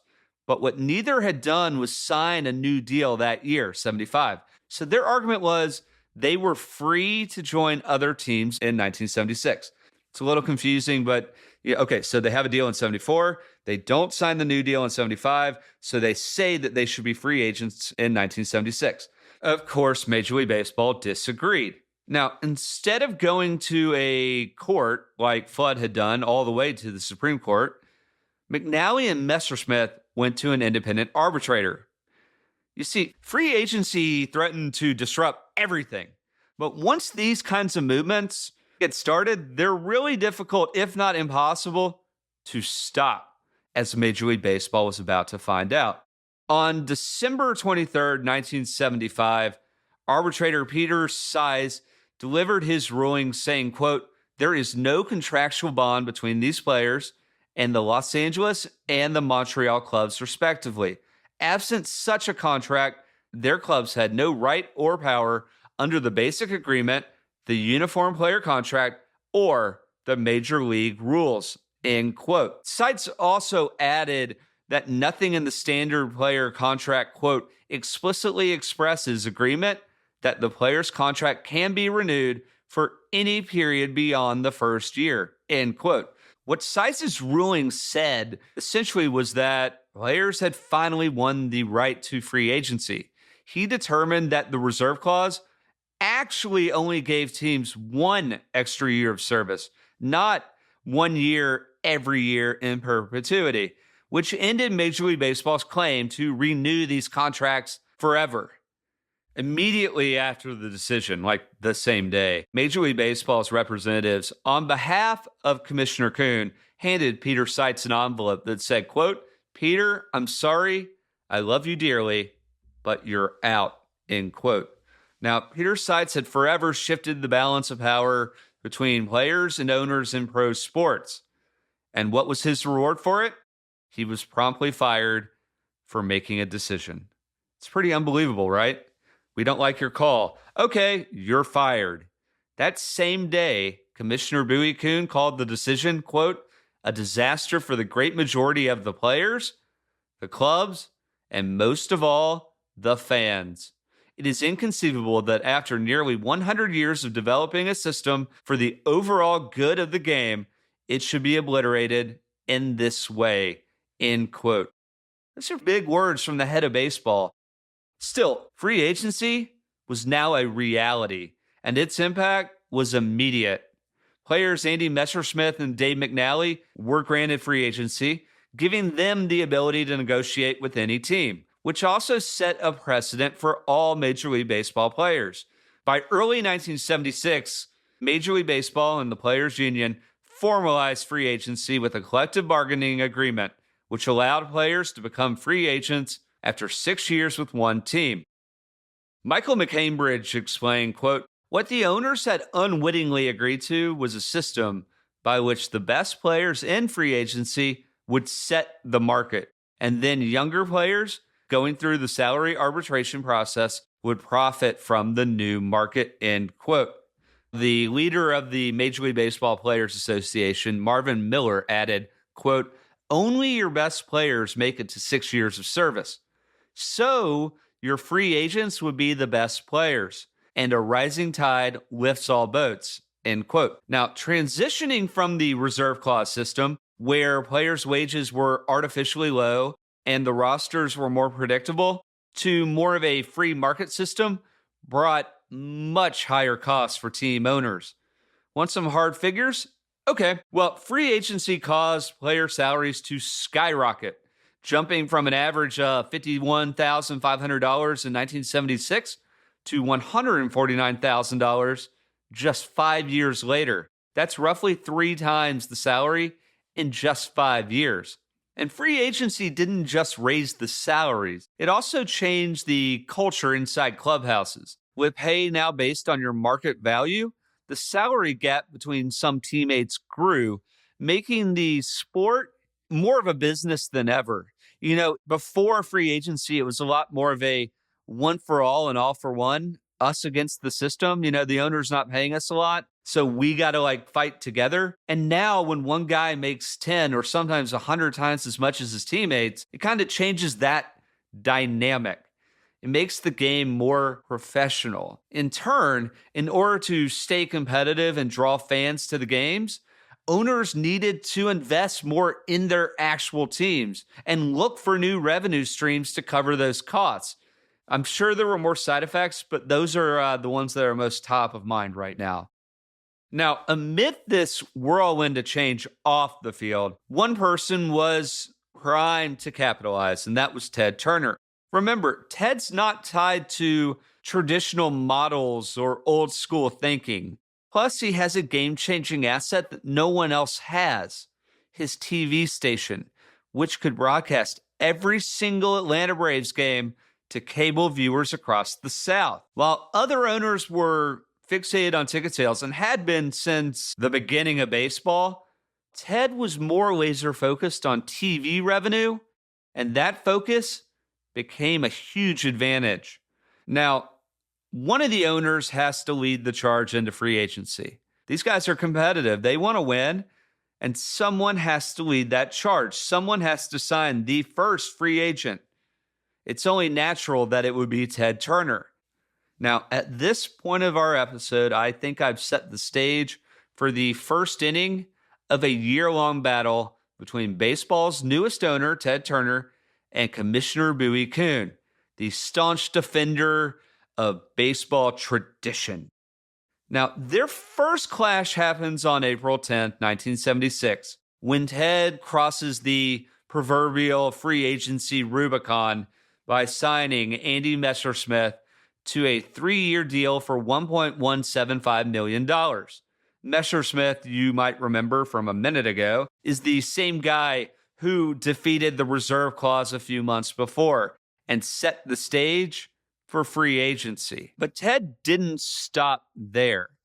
He further irritated Commissioner Kuhn and the rest of baseball's owners when he started offering his players $500 bonuses for every game they won over 81, plus an additional 5% of their salaries for every 100,000 paid admissions over 900,000 during a season. Remember, Ted's a capital S salesman. He's a great salesman with a capital S. He knew how to sell. It's in his DNA, so it makes total sense for him to extend the same performance-based incentives to his players that he would use with his TV advertising salesman, right? He's using incentives to incentivize the players to play better, win more games, and draw more fans to the game. Makes a lot of sense. Of course, this is just one of many things Ted was told to stop doing. And trust me, it gets even better. Just 5 months into his tenure as owner, National League President Chub Feeney summoned Ted to his office for conduct unbecoming. And what was this so-called unbecoming conduct? Well, Ted was shouting from the stands at St. Louis Cardinals pitcher Al Hrabosky, telling him not to bother signing his new contract. The assumption being that Ted would sign him, which sounds pretty harmless, right? I can understand why they would be frustrated with him, but here's my take, and you can decide for yourself. At best, the league wanted Ted to act more like what their idea of an owner should be. And at worst, they wanted to make him look bad because they felt he was making the game and them look bad. Now, to keep our Animal House analogy going, in Major League Baseball's eyes, Ted Turner was kind of the real-life embodiment of the Delta Tau Chi fraternity. But unlike Dean Wormer's double-secret probation, Commissioner Kuhn actually preferred real suspensions and big fines. Anyways, Major League Baseball tells Ted to stop offering his players cash bonuses for winning, stop playing poker with the players, stop fraternizing with the players, and most importantly, for baseball's image, stop putting nicknames instead of surnames on your uniforms. I haven't mentioned that one yet, right? Well, it's one of my favorites because as recently as 1968, Sports owners were united across every league in their opposition to putting any player names on uniforms. Take the New York Knicks, for example. When they decided to sew names into the back of their jerseys, their famously frugal president, Ned Irish, freaked out, saying, quote, "Now that people can see the names, that's going to hurt program sales," end quote. Can you believe that? Man, I'd love to show Ned Irish fanatics just to see his reaction. I mean, let's face it, branding matters, especially in sports, where players are often wearing hats or helmets during the game. And I understand on television how it might be hard in 1968 with a black and white TV and not good resolution to read a name on the back of a jersey. That makes sense. I get that. But to not want player names on any jersey, it's preposterous because the branding does matter. It makes you wonder, did no one tell these guys there was a lot of money that could be made selling jerseys and merch, even at the stadium? I'm not talking about like today's merch world, which is way oversaturated, but like they never thought, hey, we should sell these shirts to the fans so they can also feel like they're closer to their community, right? No, they didn't, because that would require some imagination. Now, I probably sound like a broken record, but to Major League Baseball, Ted Turner's experiment with putting nicknames on the back of the uniform, it was a step too far. After signing pitcher Andy Messersmith, who wore number 17, Messersmith had a bold idea for his new boss. Quote, "Boss, the kind of money you're paying me, my nickname's going to be Channel, okay?" End quote. Now think about that. You know what he's saying? His number 17. He wants to put on his jersey Channel. So it says Channel 17, which is Ted Turner's channel. Of course, Ted loved this idea. Here's the first free agent signee in the history of baseball, and he's doubling as a billboard for his TV station. It's perfect, right? It's genius. Well, National League President Chubb Feeney didn't really think so. And so the short-lived career of Atlanta Braves player Channel 17 became little more than a fun footnote in the history of baseball. But here's the thing. All of these so-called controversies were really small potatoes compared to how Ted was about to transform baseball. You see, in early 1976, Ted held the kind of power nobody in Major League Baseball actually understood. But they were about to find out. And even though Ted had nearly doubled home attendance in his first year as the owner, with one of the league's worst teams, mind you, his real advantage wasn't selling tickets at Fulton County Stadium. It was something no other owner had: television distribution. Specifically, cable TV. Remember, before Ted even owned the Braves, he already had the rights to broadcast 60 road games each season on cable systems across the South. But by 1976, he wasn't just the Braves owner. He also was the owner of a fast-growing regional cable channel that was on the brink of a massive breakthrough, thanks to satellite technology. We're going to go really in-depth into the satellite in the next episode, but just keep that in mind, because what the satellite's going to do is take Ted nationwide. But before we go any further, we need to go back in our timeline just a little bit to the end of the 1973 season, which is before Ted even owned the Braves, to an event known as the grandest quest in the American sports record book. Yes, I am talking about Hank Aaron's pursuit of Babe Ruth's all-time home run record. Now, I'm going to have to keep this brief because it could be its own podcast season, but it's really important context since it's going to help shape the public opinion in Atlanta, Georgia, on Major League Baseball's front office. But it also helps set the stage for our upcoming battle between Ted Turner and Commissioner Kuhn. So, in 1973, just a year after the Supreme Court sided with Major League Baseball and Curt Flood's challenge to the reserve clause, Hank Aaron, a legendary black player for the Braves, was closing in on Babe Ruth's record for the most home runs in the history of the game. Now, To say this was a huge deal would probably be an understatement. It wasn't just a big deal in Atlanta, but across the entire country. When Aaron hit his 700th home run that season, he received hundreds of letters from fans congratulating him. But he didn't receive a single letter from Commissioner Bowie Kuhn, which Hank found both confusing and disrespectful. The 1973 season ends with Hank Aaron tied with Babe Ruth at 714 home runs, meaning everyone, all the fans and the players and the league have to wait until the next season to see Hank Aaron break the record. The Braves opened the 1974 season on the road, and so their plan is to sit Hank Aaron out for their first few games so that he could hopefully break the record at home in Atlanta where it would be more meaningful. Think about it. It's an African-American breaking this illustrious record, not just in baseball, but of all sports, and he's doing it in the South. They want it to mean something more. But Commissioner Kuhn had other ideas. And so when he finds out during spring training about the Braves' idea to sit Aaron for those first few games, he decides to force the Atlanta Braves to play Hank Aaron in their first few road games, much to everyone's frustration, including the fan base in Atlanta. You know, they want to see Hank Aaron break the record at home, and they don't like how they're treating this local hero. So fortunately for our story and for Hank Aaron, he does not break the record on the road. Now, as the 39-year-old Aaron approached his final at-bats in pursuit of Babe Ruth's record, the stakes couldn't have been any higher. Just imagine the pressure.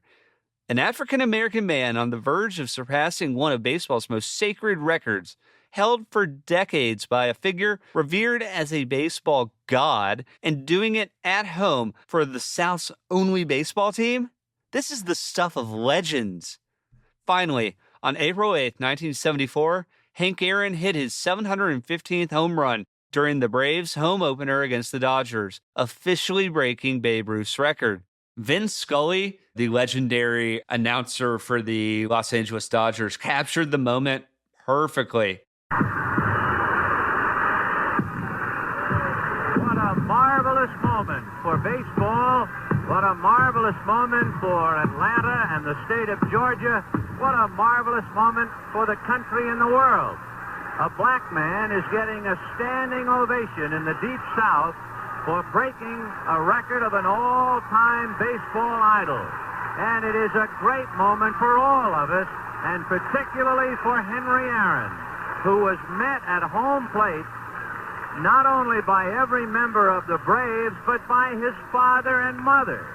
He threw his arms around his father, and as he left the home plate area, his mother came running across the grass, threw her arms around his neck, kissed him for all she was worth. After the game, Hank Aaron said, quote, "Thank God it's over," end quote. Now, this was a monumental moment. Make no mistake about it. Not just for baseball, but for America. And yet, Commissioner Kuhn, who had personally promised Hank Aaron that he'd be at the game, was not. Instead, he sent Monty Irvin, Major League Baseball's only executive of color, so that he could attend Cleveland's home opener instead. Hank Aaron later said, quote, "I was deeply offended that the Commissioner of Baseball would not see fit to watch me try to break a record that was supposed to be the most sacred in baseball. It was almost as if he didn't want to dignify the record or didn't want to be part of the surpassing of Babe Ruth," end quote. Okay, so there's a reason I have to tell that story, even though it takes place a few years before Ted owns the team. It's not just to highlight how Major League Baseball's treatment of Hank Aaron left a lasting impression on the people of Atlanta. It also shows what Ted Turner's going to be up against in 1976. Remember, the commissioner works for the owners. He's supposed to be on Ted's side because, yes, Ted Turner is an owner, but Ted just wasn't their kind of owner. Okay, I think I've set the stage for the biggest battle yet in this war of words between Major League Baseball and Ted Turner. So let's jump to the 1976 World Series. Now, you're probably thinking, Webb, the Atlanta Braves are terrible. They weren't anywhere near the World Series that year. What are we doing here? And you'd be absolutely correct. They were not anywhere near the World Series. But events like the World Series, Super Bowl, NBA All-Star Game, stuff like that is where everyone comes together, all the owners, and you can get a lot of business done with the front office. So even though Ted Turner's Atlanta Braves were as far away from the World Series as a team could be, Ted was there. Here's what happened. It's Game 4 of the 1976 World Series between the New York Yankees and the Cincinnati Reds, and it's rained out. So what do? They have an impromptu cocktail party, of course, and Ted Turner was there. At this party, Ted had he had 6 vodka tonics and got into what I would describe as playful back and forth with the San Francisco Giants owner, Bob Lurie. You know, the usual trash talking, grandstanding bravado of, I'll do this. No, you won't. You do that. No, you won't. You know, just 2 owners joshing around. And it's building and building until Ted brags that he's not a cheapskate and then vows to top any offer that the San Francisco Giants make for free agent outfielder Gary Matthews. Now, remember, free agency is pretty nascent. It's only been around this season.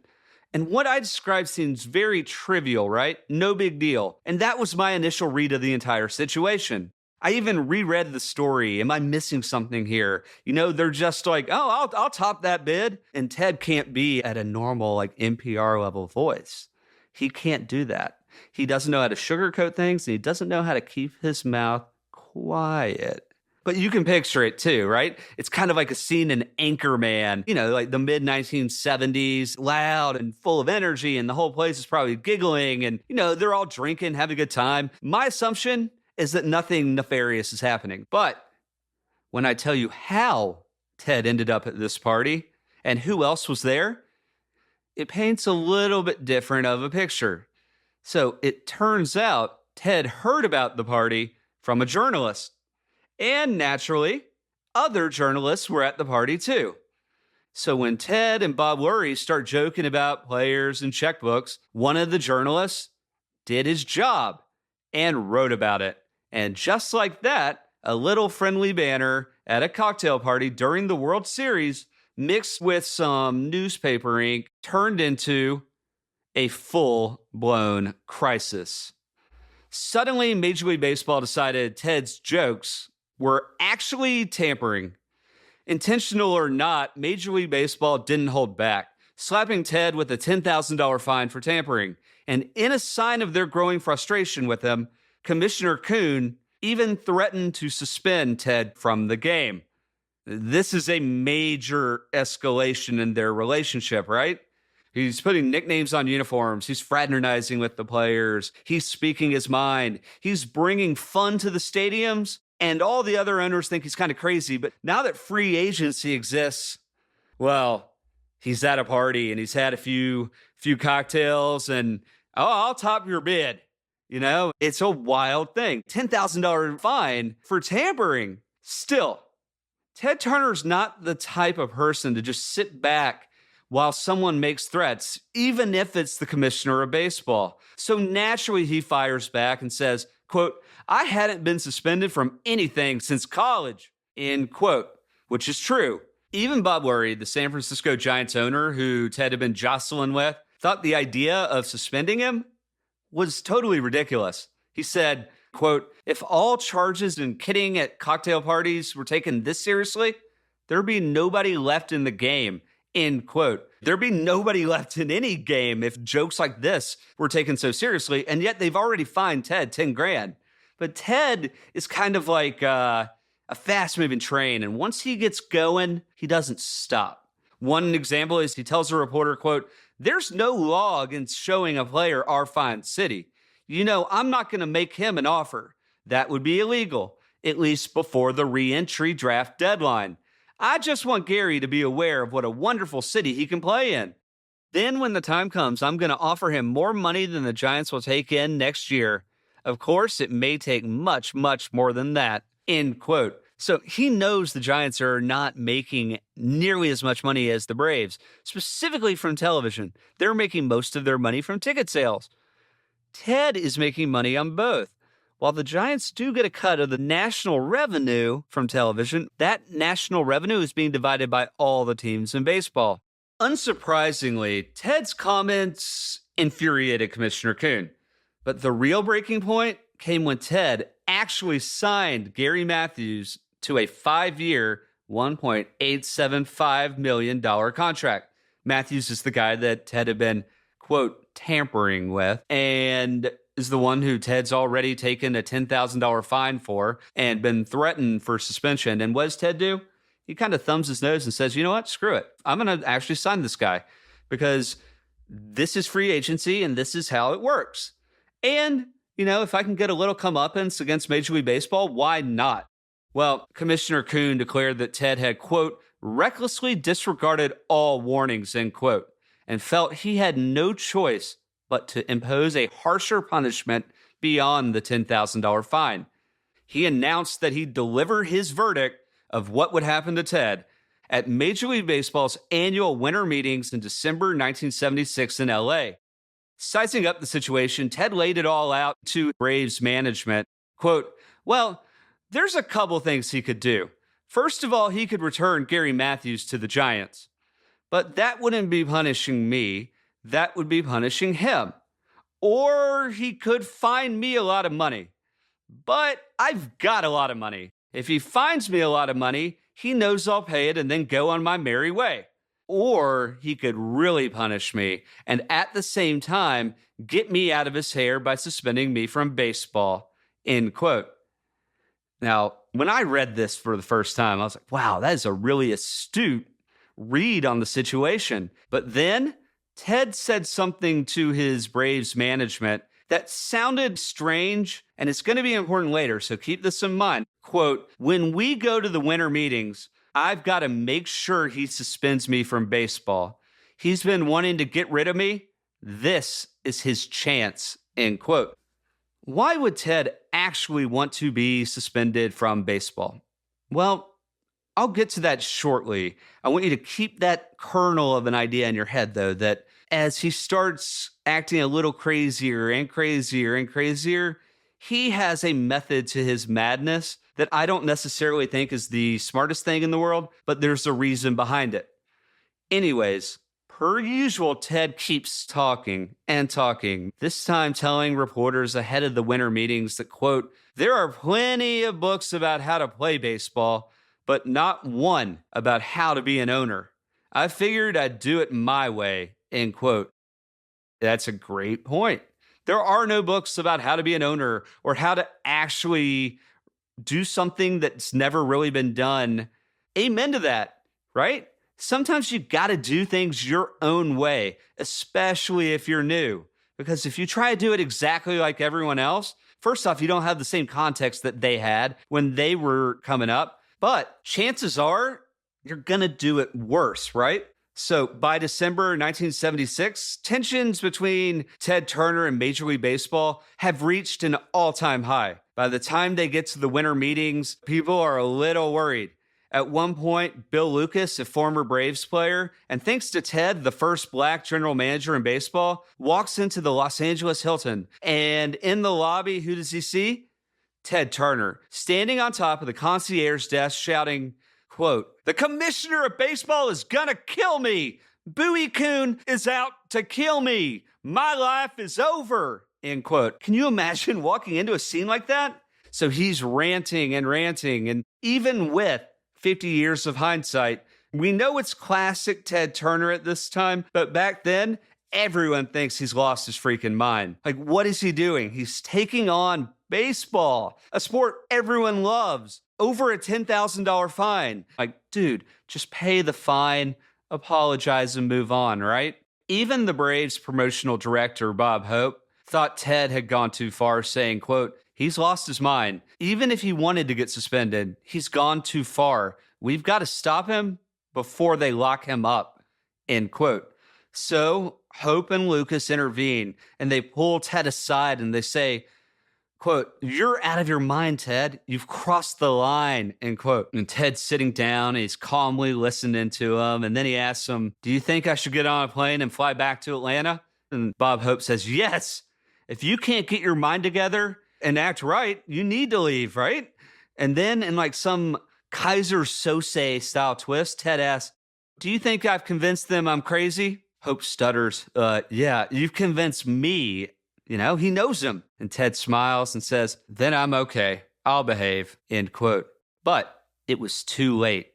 On January 2nd, 1977, just a few weeks after the winter meetings, Bowie Kuhn officially suspended Ted Turner from Major League Baseball for 1 year. Kuhn said the decision broke his heart because Ted had, quote, done so much to generate enthusiasm for the game, end quote. But the suspension was serious. Here's the things Ted couldn't do as part of the suspension. Ted couldn't exercise any powers, duties, or authority in connection with the management of the Atlanta club, visit, or be physically present in the Atlanta clubhouse or offices for the entire 1977 season. When asked about his suspension, Ted told reporters, quote, I don't think the penalty fits the crime, but I'll be back, end quote. Now, for Ted, the suspension was not necessarily the crisis that everyone thought it was. It was more of an opportunity. Remember, he kind of went loco for a very specific reason, which I'll tell you about in a minute. But like his heroes from antiquity, he wanted to turn adversity into an advantage by appealing the suspension and fighting like hell against the system, against the man, against Major League Baseball. So what's Ted's first move? Well, it's rallying all of Atlanta to his side. Leading the charge were Georgia's governor and Atlanta's mayor, who spearhead a citizens delegation to petition Commissioner Kuhn in New York City, flying courtesy of Atlanta's own Delta Airlines. With them, they brought a citation passed by both houses of Georgia's legislature, signed by 40,000 fans. Let's be real, getting 40,000 signatures on anything in 1977 is very impressive. What they're doing is putting their support behind a guy who brought fans more Braves games on TV than ever before. He doubled attendance at Fulton County Stadium. He'd invested in free agents. He'd kept fans entertained, win or lose. So Ted Turner was their guy. Of course they were going to rally to his defense. Ted wasn't just well-liked in Atlanta. He was closer to untouchable. Now ask yourself, how many sports owners can you really say this about? Even today, I can't think of many, and the local support didn't stop there. A Ted Turner task force was funded by a local tire company, and they handed out all these red and white bumper stickers that declared, "We support Ted Turner." Even Burger King joined in, printing and distributing 100,000 postcards for customers to send to the commissioner's office. Imagine getting 100,000 pieces of mail, all about Ted Turner in 1977. At an Atlanta Flames hockey game, a massive sign hung stating, "Who cares about Ted Turner? Atlanta does." Heck yeah! Altogether, this incredible groundswell of local support really helped solidify Ted's status in the city as more than just a sports owner and broadcaster. He was now a legitimate hometown folk hero. But more importantly, Ted's audacious, insane, crazy grand plan to get suspended from baseball was still on track. Now, for Ted, WTCG was his bread and butter, and owning the Braves, well, remember, that was more out of necessity because the owners were going to leave the city because they had given up. But he made it work. He needed the Braves for WTCG, or else his cable dream was going to die. It would have been a cable nightmare. Now, I'm going to jump back a little to December 17th, 1976 at 1 p.m. Eastern Time. So while rumors are swirling about Ted's pending baseball suspension, WTCG, his regional cable station that's being zapped from one microwave tower to the next throughout the South, took flight. That is, a satellite took flight, which delivered the entire station to the entire nation, becoming America's first super station. Ted's groundbreaking move made WTCG the second cable service to use satellite transmission after HBO, and the first ad-supported channel available to cable viewers for free. Now, this happens right before Ted is actually suspended from Major League Baseball. Still, whether Ted was suspended from baseball or not, Braves games were now available to anyone in the country with a cable system capable of receiving WTCG Channel 17. To say this is a game changer for sports broadcasting and cable would be a massive understatement. Now, I'll dive much deeper into all things satellite in the next episode, but let's pause for a second just to appreciate just how huge and monumental this moment was. You know, getting a satellite into space, he's the second channel to do it, and all of it's happening while Ted is dealing with Major League Baseball and yet to be suspended. And he's wondering, am I going to get that damn bird into outer space?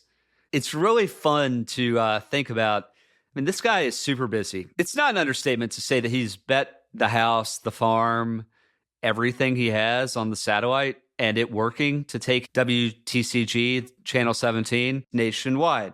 And while all of this is happening, Ted is on the verge of getting suspended from Major League Baseball. And you have to think like, wow, I wonder which is the priority here. My guess would be the satellite, you know, the actual game-changing thing. But that's not why he wants to get suspended. We'll get to that in a second. But Ted didn't stop there. No, not at all. On January 2nd, 1977, the day his suspension from baseball is announced, Ted immediately appeals. We know that.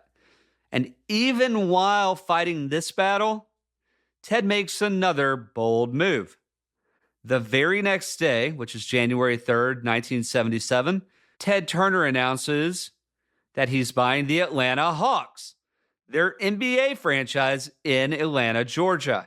He told the New York Times, quote, "I guess I'll have more time than I planned on. I may be spreading myself a little bit thin. Maybe if they carry me off to Milledgeville," which is the site of the state mental institution, "I can watch the game on television." End quote. When the deal was announced, the Times reported that Ted, still just 38 years old, would pay $4 million for his 55% share of the Hawks. And all it took was $400,000 in cash and a $1 million note to secure his second major sports franchise. Think about that. Steve Ballmer paid what, like $2 billion for the Los Angeles Clippers? Ted paid $400,000 in cash and a $1 million note? How much did Matt Ishbia pay for the Phoenix Suns? Was it $4 billion? It might have even been more. It's ridiculous. Ted got a team with $400,000 in cash. And just like the Braves, this wasn't just about owning an NBA team because Ted liked basketball. In fact, he probably didn't know all the rules to the game. But there were a lot of reasons to buy the Hawks. One, they strengthened the Superstation's sports programming because they're now nationwide, and they lowered their overall programming costs. At the same time, they brought both the Hawks and the Atlanta Braves to a national audience, which only increased TBS's value for cable viewers. It's a lot cheaper than getting the exclusive rights to the NBA, even in 1977, but the NBA probably wouldn't have done that kind of deal. Remember, in 1986, CBS was airing NBA playoff games on tape delay. So Ted was giving more games in both baseball and now in basketball to viewers across the country, provided their cable system could pick up WTCG, Channel 17, the Superstation. As Ted would say, pretty strong, or he'd say damn strong. Now, let me know if this part sounds familiar. When Ted spoke to the New York Times about why he bought the Atlanta Hawks, you know, it was to keep the team in Atlanta, right? Saying, quote, "The way I look at it, you've got to keep on swinging. You can't win an NBA championship if you don't have an NBA team," end quote. I mean, it's true. I wish I had an NBA team. You see, for Ted, owning the Hawks, no matter how good or bad they were, wasn't just about basketball. It was a stepping stone for his next big TV dream, creating his own cable sports network. But it turned out Ted wasn't the only one with this vision.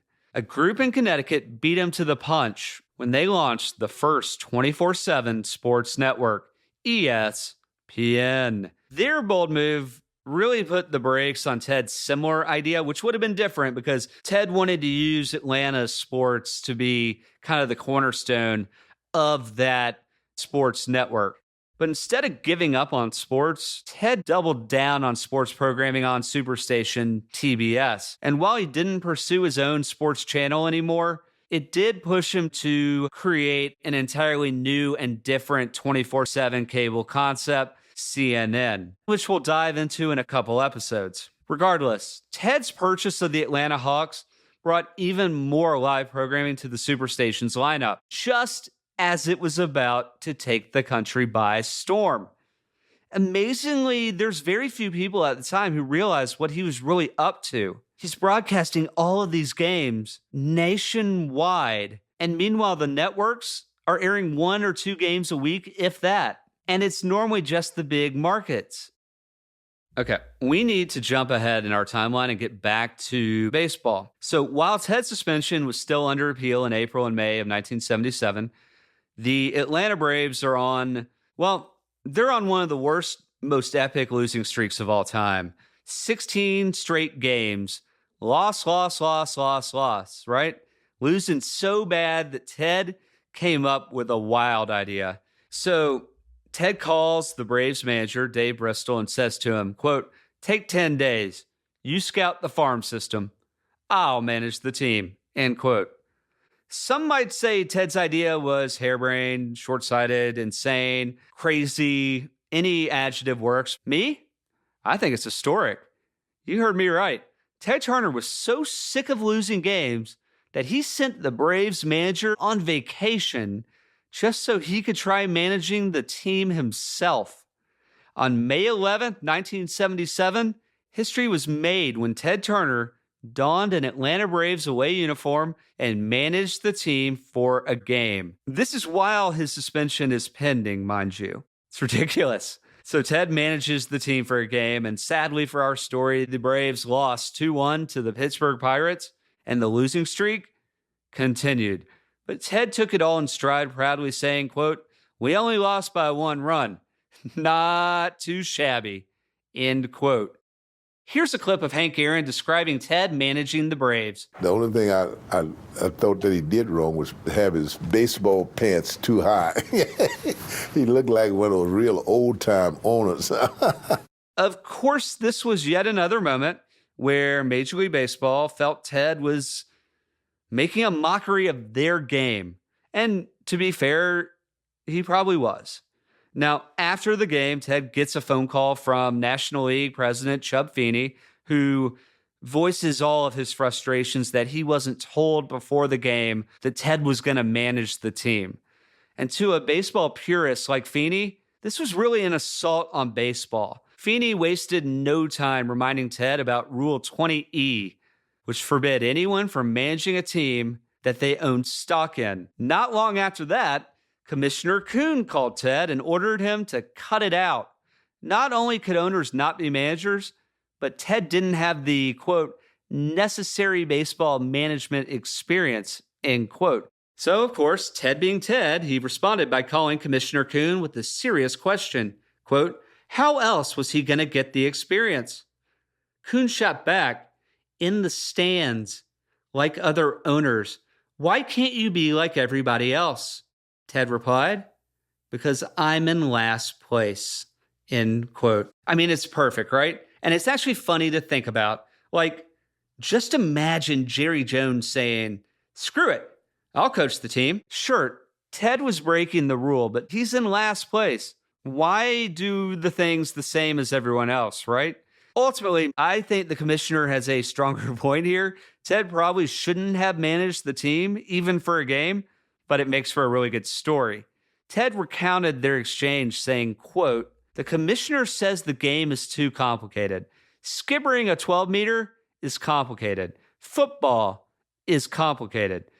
But my 8-year-old son plays baseball. How complicated can the game be?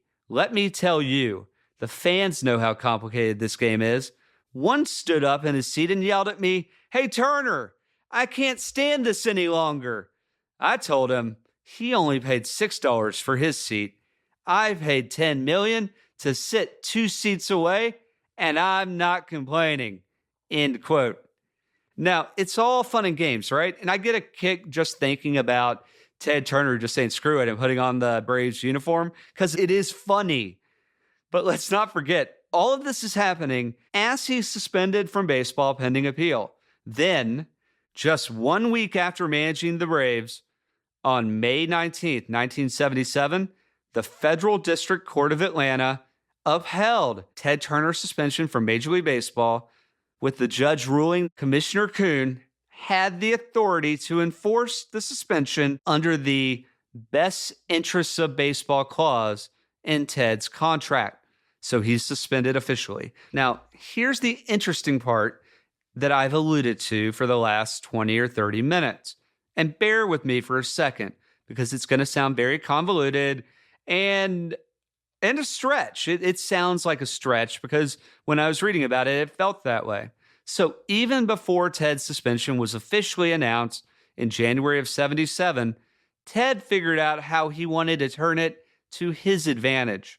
Now, I've mentioned Ted's sailing skills before, but I kind of need to reiterate just how big of a deal he was at sailing. I'm from Kentucky, and sailing is not really our strong suit. It's not in our wheelhouse. It's not in any house, right?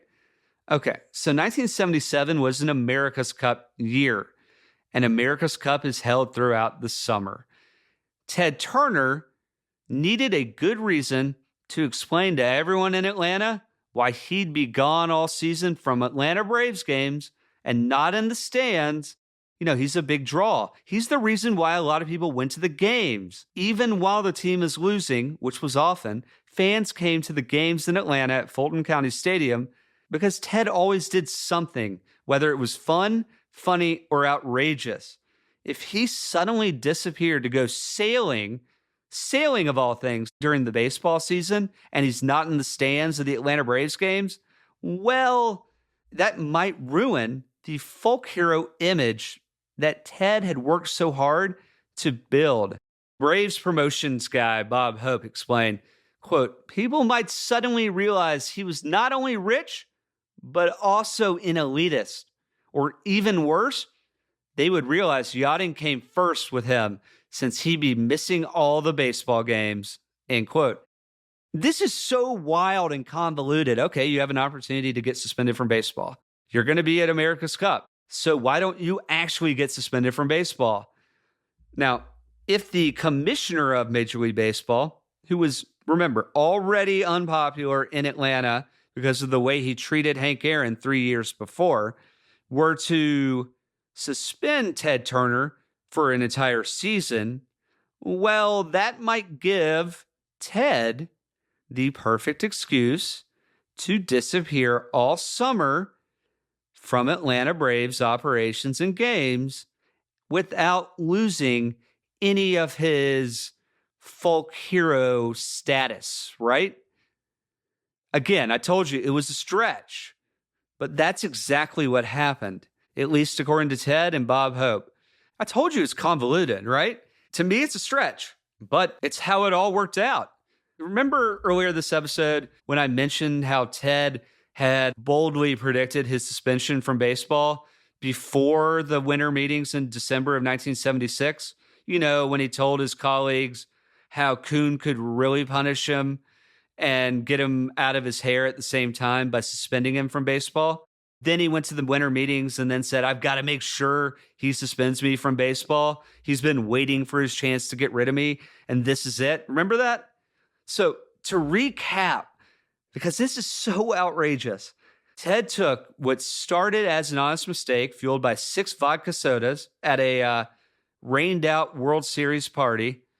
He turned that into a 8 to 12-month long con that allowed for him to slip out of town so that he could compete for and ultimately defend the America's Cup in the summer of 1977. And that Kaiser Sose style wild rant at the Los Angeles Hilton, you know, playing coy, was all part of his plan. It's like Crazy Like a Fox, But if you ask me, it's kind of borderline insane that it would all just like fall into order this way. And Ted didn't lose face with Atlantans. In fact, he grew in stature. The folk hero aspect grew. And so with his suspension now official, Ted took it all in stride, saying, quote, "The world has gotten along without Abraham Lincoln, John Kennedy, and Jesus Christ.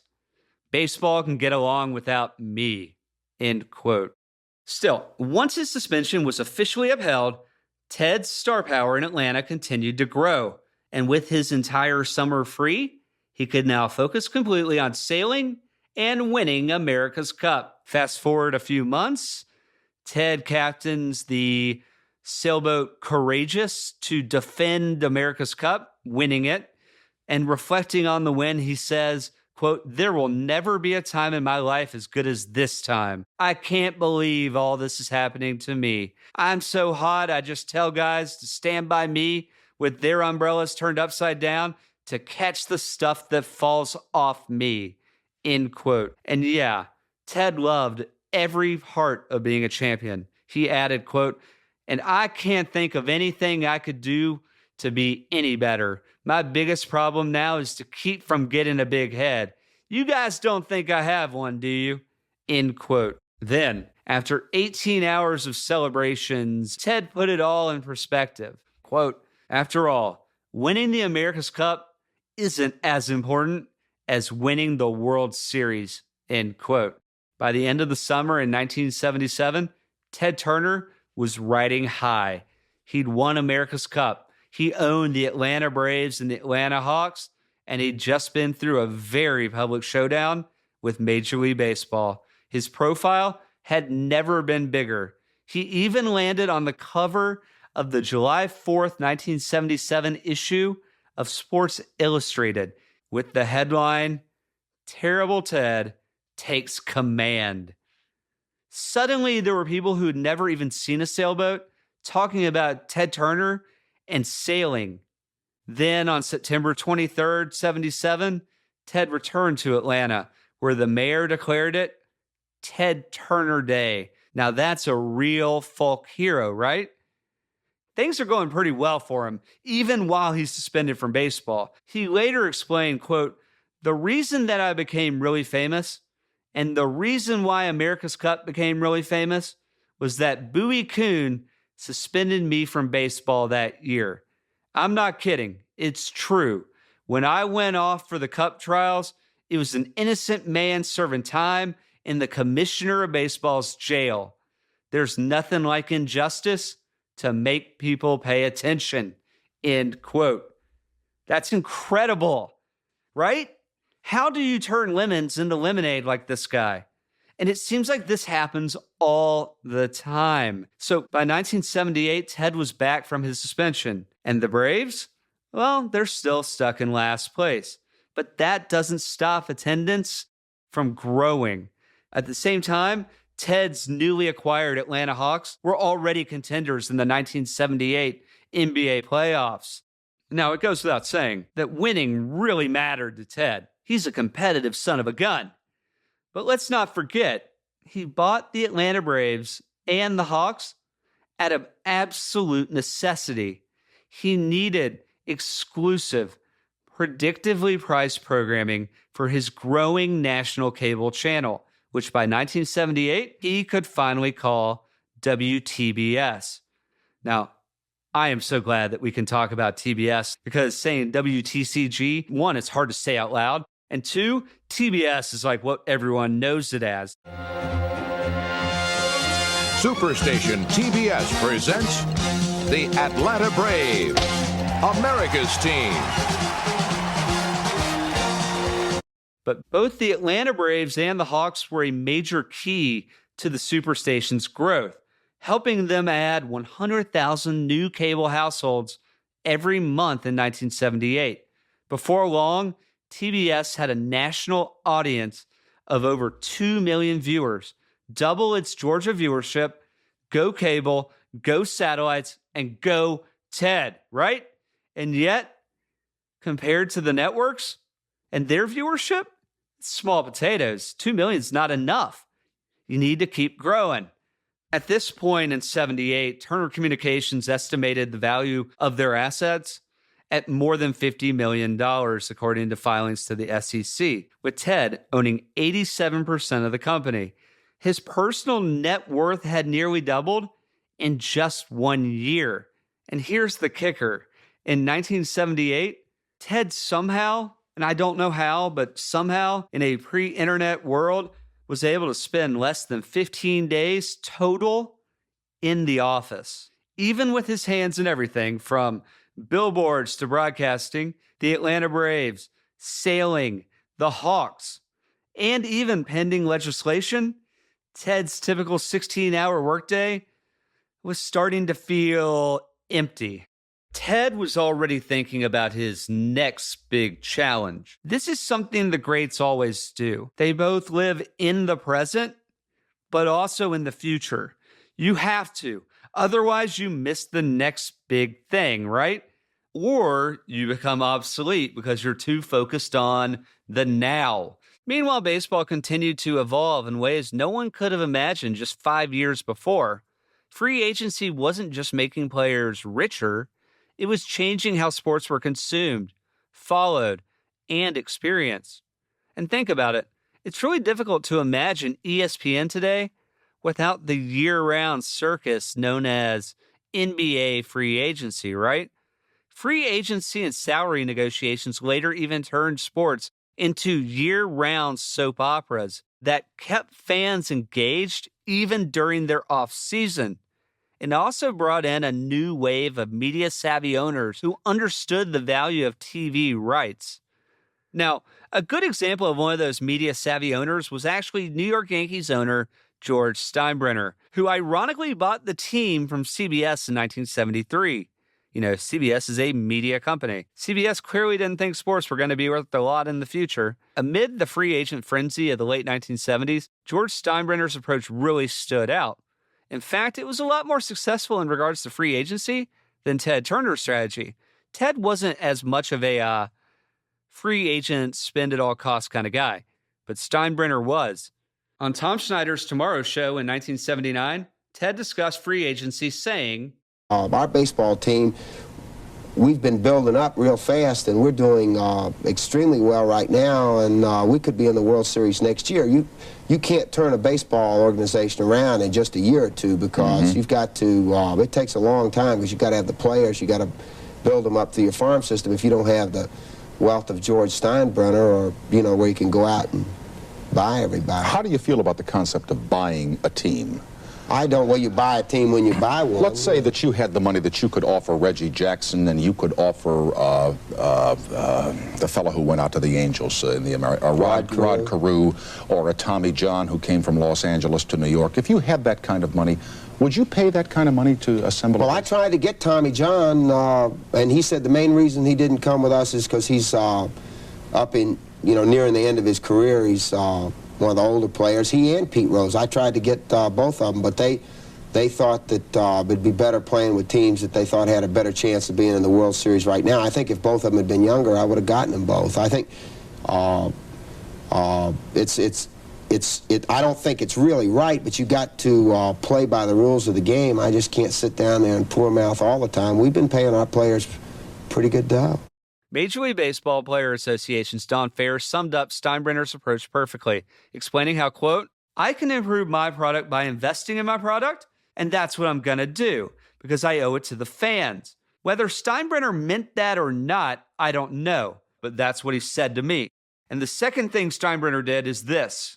He turned the players into celebrities. You know, quote, I'm paying Reggie Jackson all this money. He must be something special. You should come watch him, end quote. Fair continued, saying he didn't back away from saying they were worth it at all, ever, under any circumstances. And that created a big change, end quote. It's like Reggie Jackson was Mr. October, right? He made them bigger than life. At the same time, fresh off winning America's Cup, Ted Turner shared his own philosophy in 1978. Quote, life is a game, but the way to keep score is money, end quote. Now, you've heard that before, but you see, not everyone is super happy with the game he's playing. Reese Schonfeld, who is the co-founder of CNN, explained in his memoir that by 1979, quote, Ted's problem with the sports establishment was the superstation. He owned the Atlanta Braves and the Atlanta Hawks, and he put them on his national satellite network. You could see the Braves in Los Angeles. You could see the Hawks in Chicago. His teams were stealing audience from local stations. The other owners said Ted was poaching in their territory. Additionally, he was regarded as a clown, an invader, and a renegade. Broadcasters and owners tried the courts, they tried the FCC, but in the end, they discovered that Ted had found loopholes in the regulations. There was no way to stop him, end quote. Not one for holding back. Ted said, quote, organized baseball is incredibly screwed up. It succeeds on arrogance, not progress. The other owners are fat cats and bigwigs, except for a few guys like George Steinbrenner, who's a fighter like me. The real issue is, can they keep me down on the farm? They've divided up the country amongst themselves with this franchise system they have, and they don't want anybody rocking their boat. They give themselves New York and LA and Chicago, and I'm supposed to be grateful for Atlanta, with less than 2 million people in the metropolitan area. Stay there, little fella, they say. You bet I'll stay there. I love Atlanta. No more Loserville, USA now. We're going places. End quote. Ted doubled down, echoing Schonfeld's thoughts on the power of his satellite and taking Atlanta national, which is a topic we're going to really go deep in the next episode, saying, quote, what they can't stand is that my teams are going out on my television stations everywhere, not just in the network package deal they set up for themselves. And there's not a thing they can do about it. They thought I was a dumb, rich sucker who stepped up with $10 million to buy a losing franchise with only 1/10 of the people to draw on as the big cities. But I'm giving Atlanta to the nation, to the world. He continued, it's such a brilliant stroke what I've done. Take a few dollars and turn them into millions. The Braves, the Hawks, and the Chiefs, they'll have fans all over the country. Franchise hell. We're building a fourth network, and it just confounds the other owners. You should hear the heated debates at league meetings. People almost screaming at each other. I just sit there quietly trying not to break out laughing. I say, gentlemen, the land of the law takes precedence over the law of the league. They've got their own franchise rules, but the rules of the country take precedent in areas of conflict. I'll tell you a secret. People love the Braves already because of what they are, colorful, and trying real hard and getting better. When they start to win and get into some playoffs, they're going to take America by storm. The Braves and the Hawks, because of the wonderful Atlanta fans and my wonderful Superstation, are America's first national sporting teams. End quote. He's modest, huh? If you had done this, would you be humble or modest? You see, sports fans suddenly had a entirely new way to connect with their favorite teams. With TBS and then ESPN airing more games than ever, ESPN took a little bit more time to start airing more of the main sports, but still, they were filling in the gap left by the three national networks who largely avoided sports in favor of entertainment for years. Cable let fans watch more games on more nights than ever before. And so, yes, the timing could not have been any better. I came across this really interesting data point while doing all my research that says in the 1970s, the number of people under 35 years old who lived alone doubled. By 1980, a quarter of all households were single-person homes. Now, I don't mean this to say that people were lonely. It just meant that there was one decision maker for what to watch on television. And with the rise of cable, sports became a gigantic winner. Now, I'm going to dive really deep into satellites in the next episode and CNN in the one following, but here's something to consider. By 1977, Ted Turner owned two major professional sports franchises, a national cable channel, and had the ability to use a satellite to broadcast whatever he wanted, whenever he wanted, to a national audience. He was not a passive owner. He was not a passive broadcaster. In fact, he programmed the Superstation himself. That's real power, right? Still, even in the early 1980s, Ted admitted the Braves were draining money, saying, quote, "With the Braves, the losses are massive. Like, you don't mind giving a pint of blood to the Red Cross once in a while, but to give a gallon every day, you're gonna be bled white. And it's not so much fun. But it's not the end of the world. I'd rather have my country be free and have a last place club than a first place club and a communist country," end quote. By 1981, Ted started to think a little more rationally when it came to the Braves' future. Ted said, quote, "This is a sport we're talking about here, not a war, but a sport. It's not like we're talking about MX missiles or B-1 bombers. We're talking about balls and strikes. I'd like to win, but I'd rather see inflation under control or see people stop shooting the Pope and Sadat. Baseball is a business, but it's still a game, and I like to keep it in perspective," end quote. Remember, when Ted bought the Braves in 1976, he had promised Atlantans a World Series within 5 years. And that check passed due. He missed the deadline, but it didn't matter. Atlanta still loved him. By 1982-83, Bowie Kuhn's contract as commissioner was up for renewal, and Ted found himself in a position to influence the outcome. Here's how he described that situation on David Letterman's Late Night with David Letterman. Now, let me ask you some more about Bowie Kuhn, I guess, is up for re-election here by the baseball owners. And if I recall correctly, he suspended you for a while, didn't he, when you wanted to manage your own team or something? No, he suspended me for something different than that. He just said I couldn't manage the team. What did he suspend you for? Well, supposedly tampering with Gary Matthews. Mm-hmm. But I contend to this day that we didn't tamper. Yes. But, you know, I've gotten, that was years ago, and I get along fine with the commissioner now. I try and get along with everybody. Bowie gets a lot of heat every now and then from various segments of the baseball owners. Who doesn't? Yeah, that's true. Would you vote for Bowie? I'm not saying how I'm voting. I'm not saying who I voted for president or governor or whatever. I mean, you know, that's my own personal business. Yeah, but if you had your way... Secret ballot. That's right. But do you think Bowie is doing a good job? I think under the circumstances, it's a pretty tough job. Yeah. Tougher than... I wouldn't want the job. I think we're lucky to have anybody that wants to serve. It's kind of like President of the United States. It's a can't-win situation, really. Yeah. So the best you can do is tie. Yeah.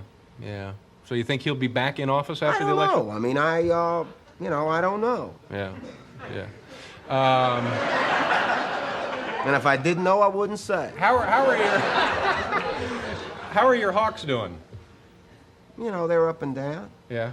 Is there a problem with NBA basketball? Or? Sure. It's a problem with all the professional sports. What would that problem be? You know, it's economically unsound. Really? Mm-hmm. But now you can't tell me that you got to be making some dough here and there on these two franchises, huh? Mm-mm. Really? Really. And Cable News Network is not making dough? Mm-mm. How do you support yourself, Ted? Same way the federal government does. I just keep operating at deficits and, and doing well.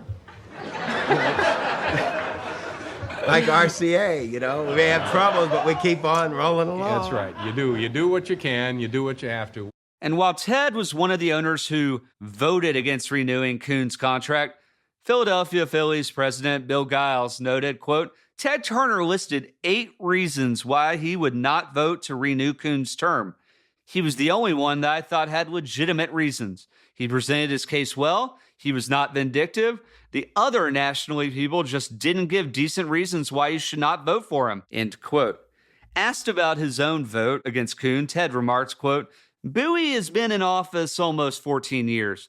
And is baseball better off than it was 14 years ago? No, it is not.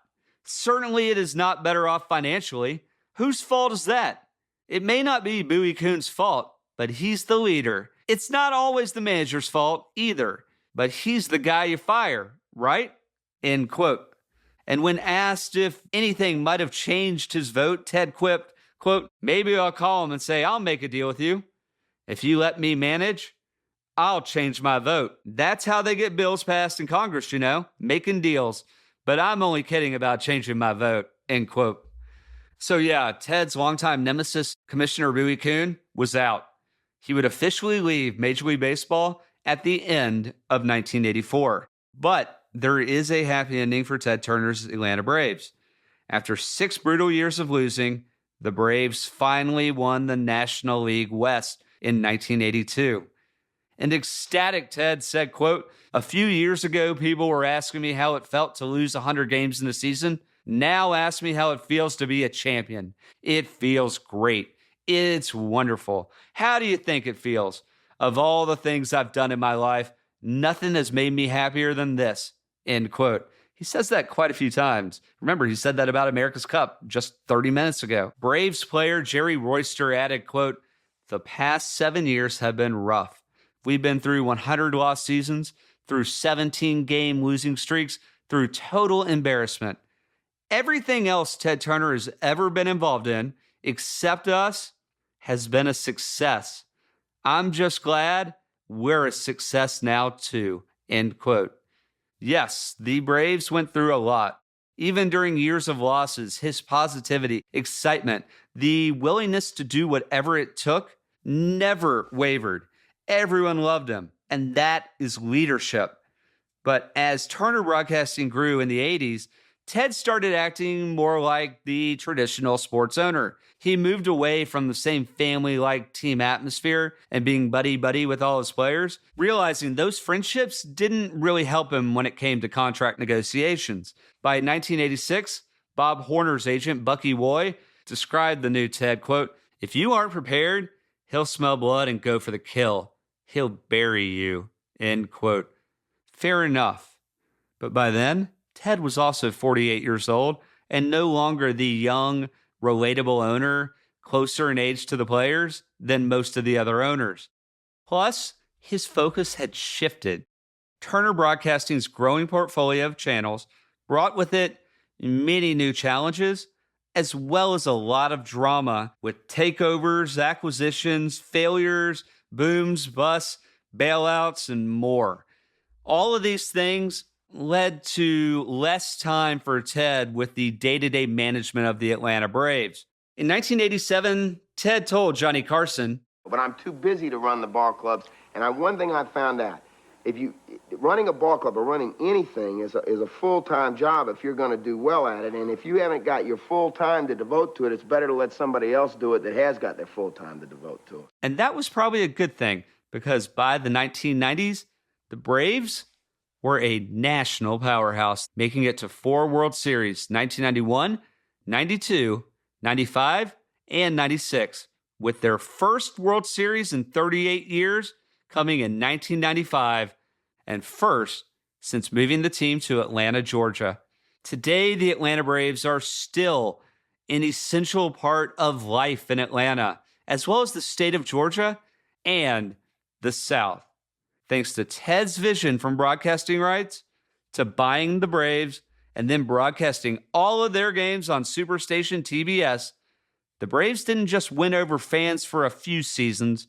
They built lifelong connections with fans across generations in the South and beyond. It's not an overstatement to say that Ted Turner didn't just give Atlanta the Braves. Ted Turner gave the Braves to the nation. In the next episode of Media Moguls, we're going back to December 1975. Picture this. Ted Turner is sailing off the Tasmanian coast, competing in the Southern Cross Cup. Now, if he had glanced up in the southern sky, it's very possible he would have spotted RCA's newest communications satellite, SATCOM-1, orbiting 22,300 miles above Earth. But even if Ted didn't notice it then, he'd soon become obsessed with its potential to connect the rest of the country and eventually the world to his growing cable TV empire. On the next episode of Media Moguls, we'll see how the satellite fueled Ted Turner's national expansion and created America's first super station. I'm Webb Barr, and this is Media Moguls, the Ted Turner Saga.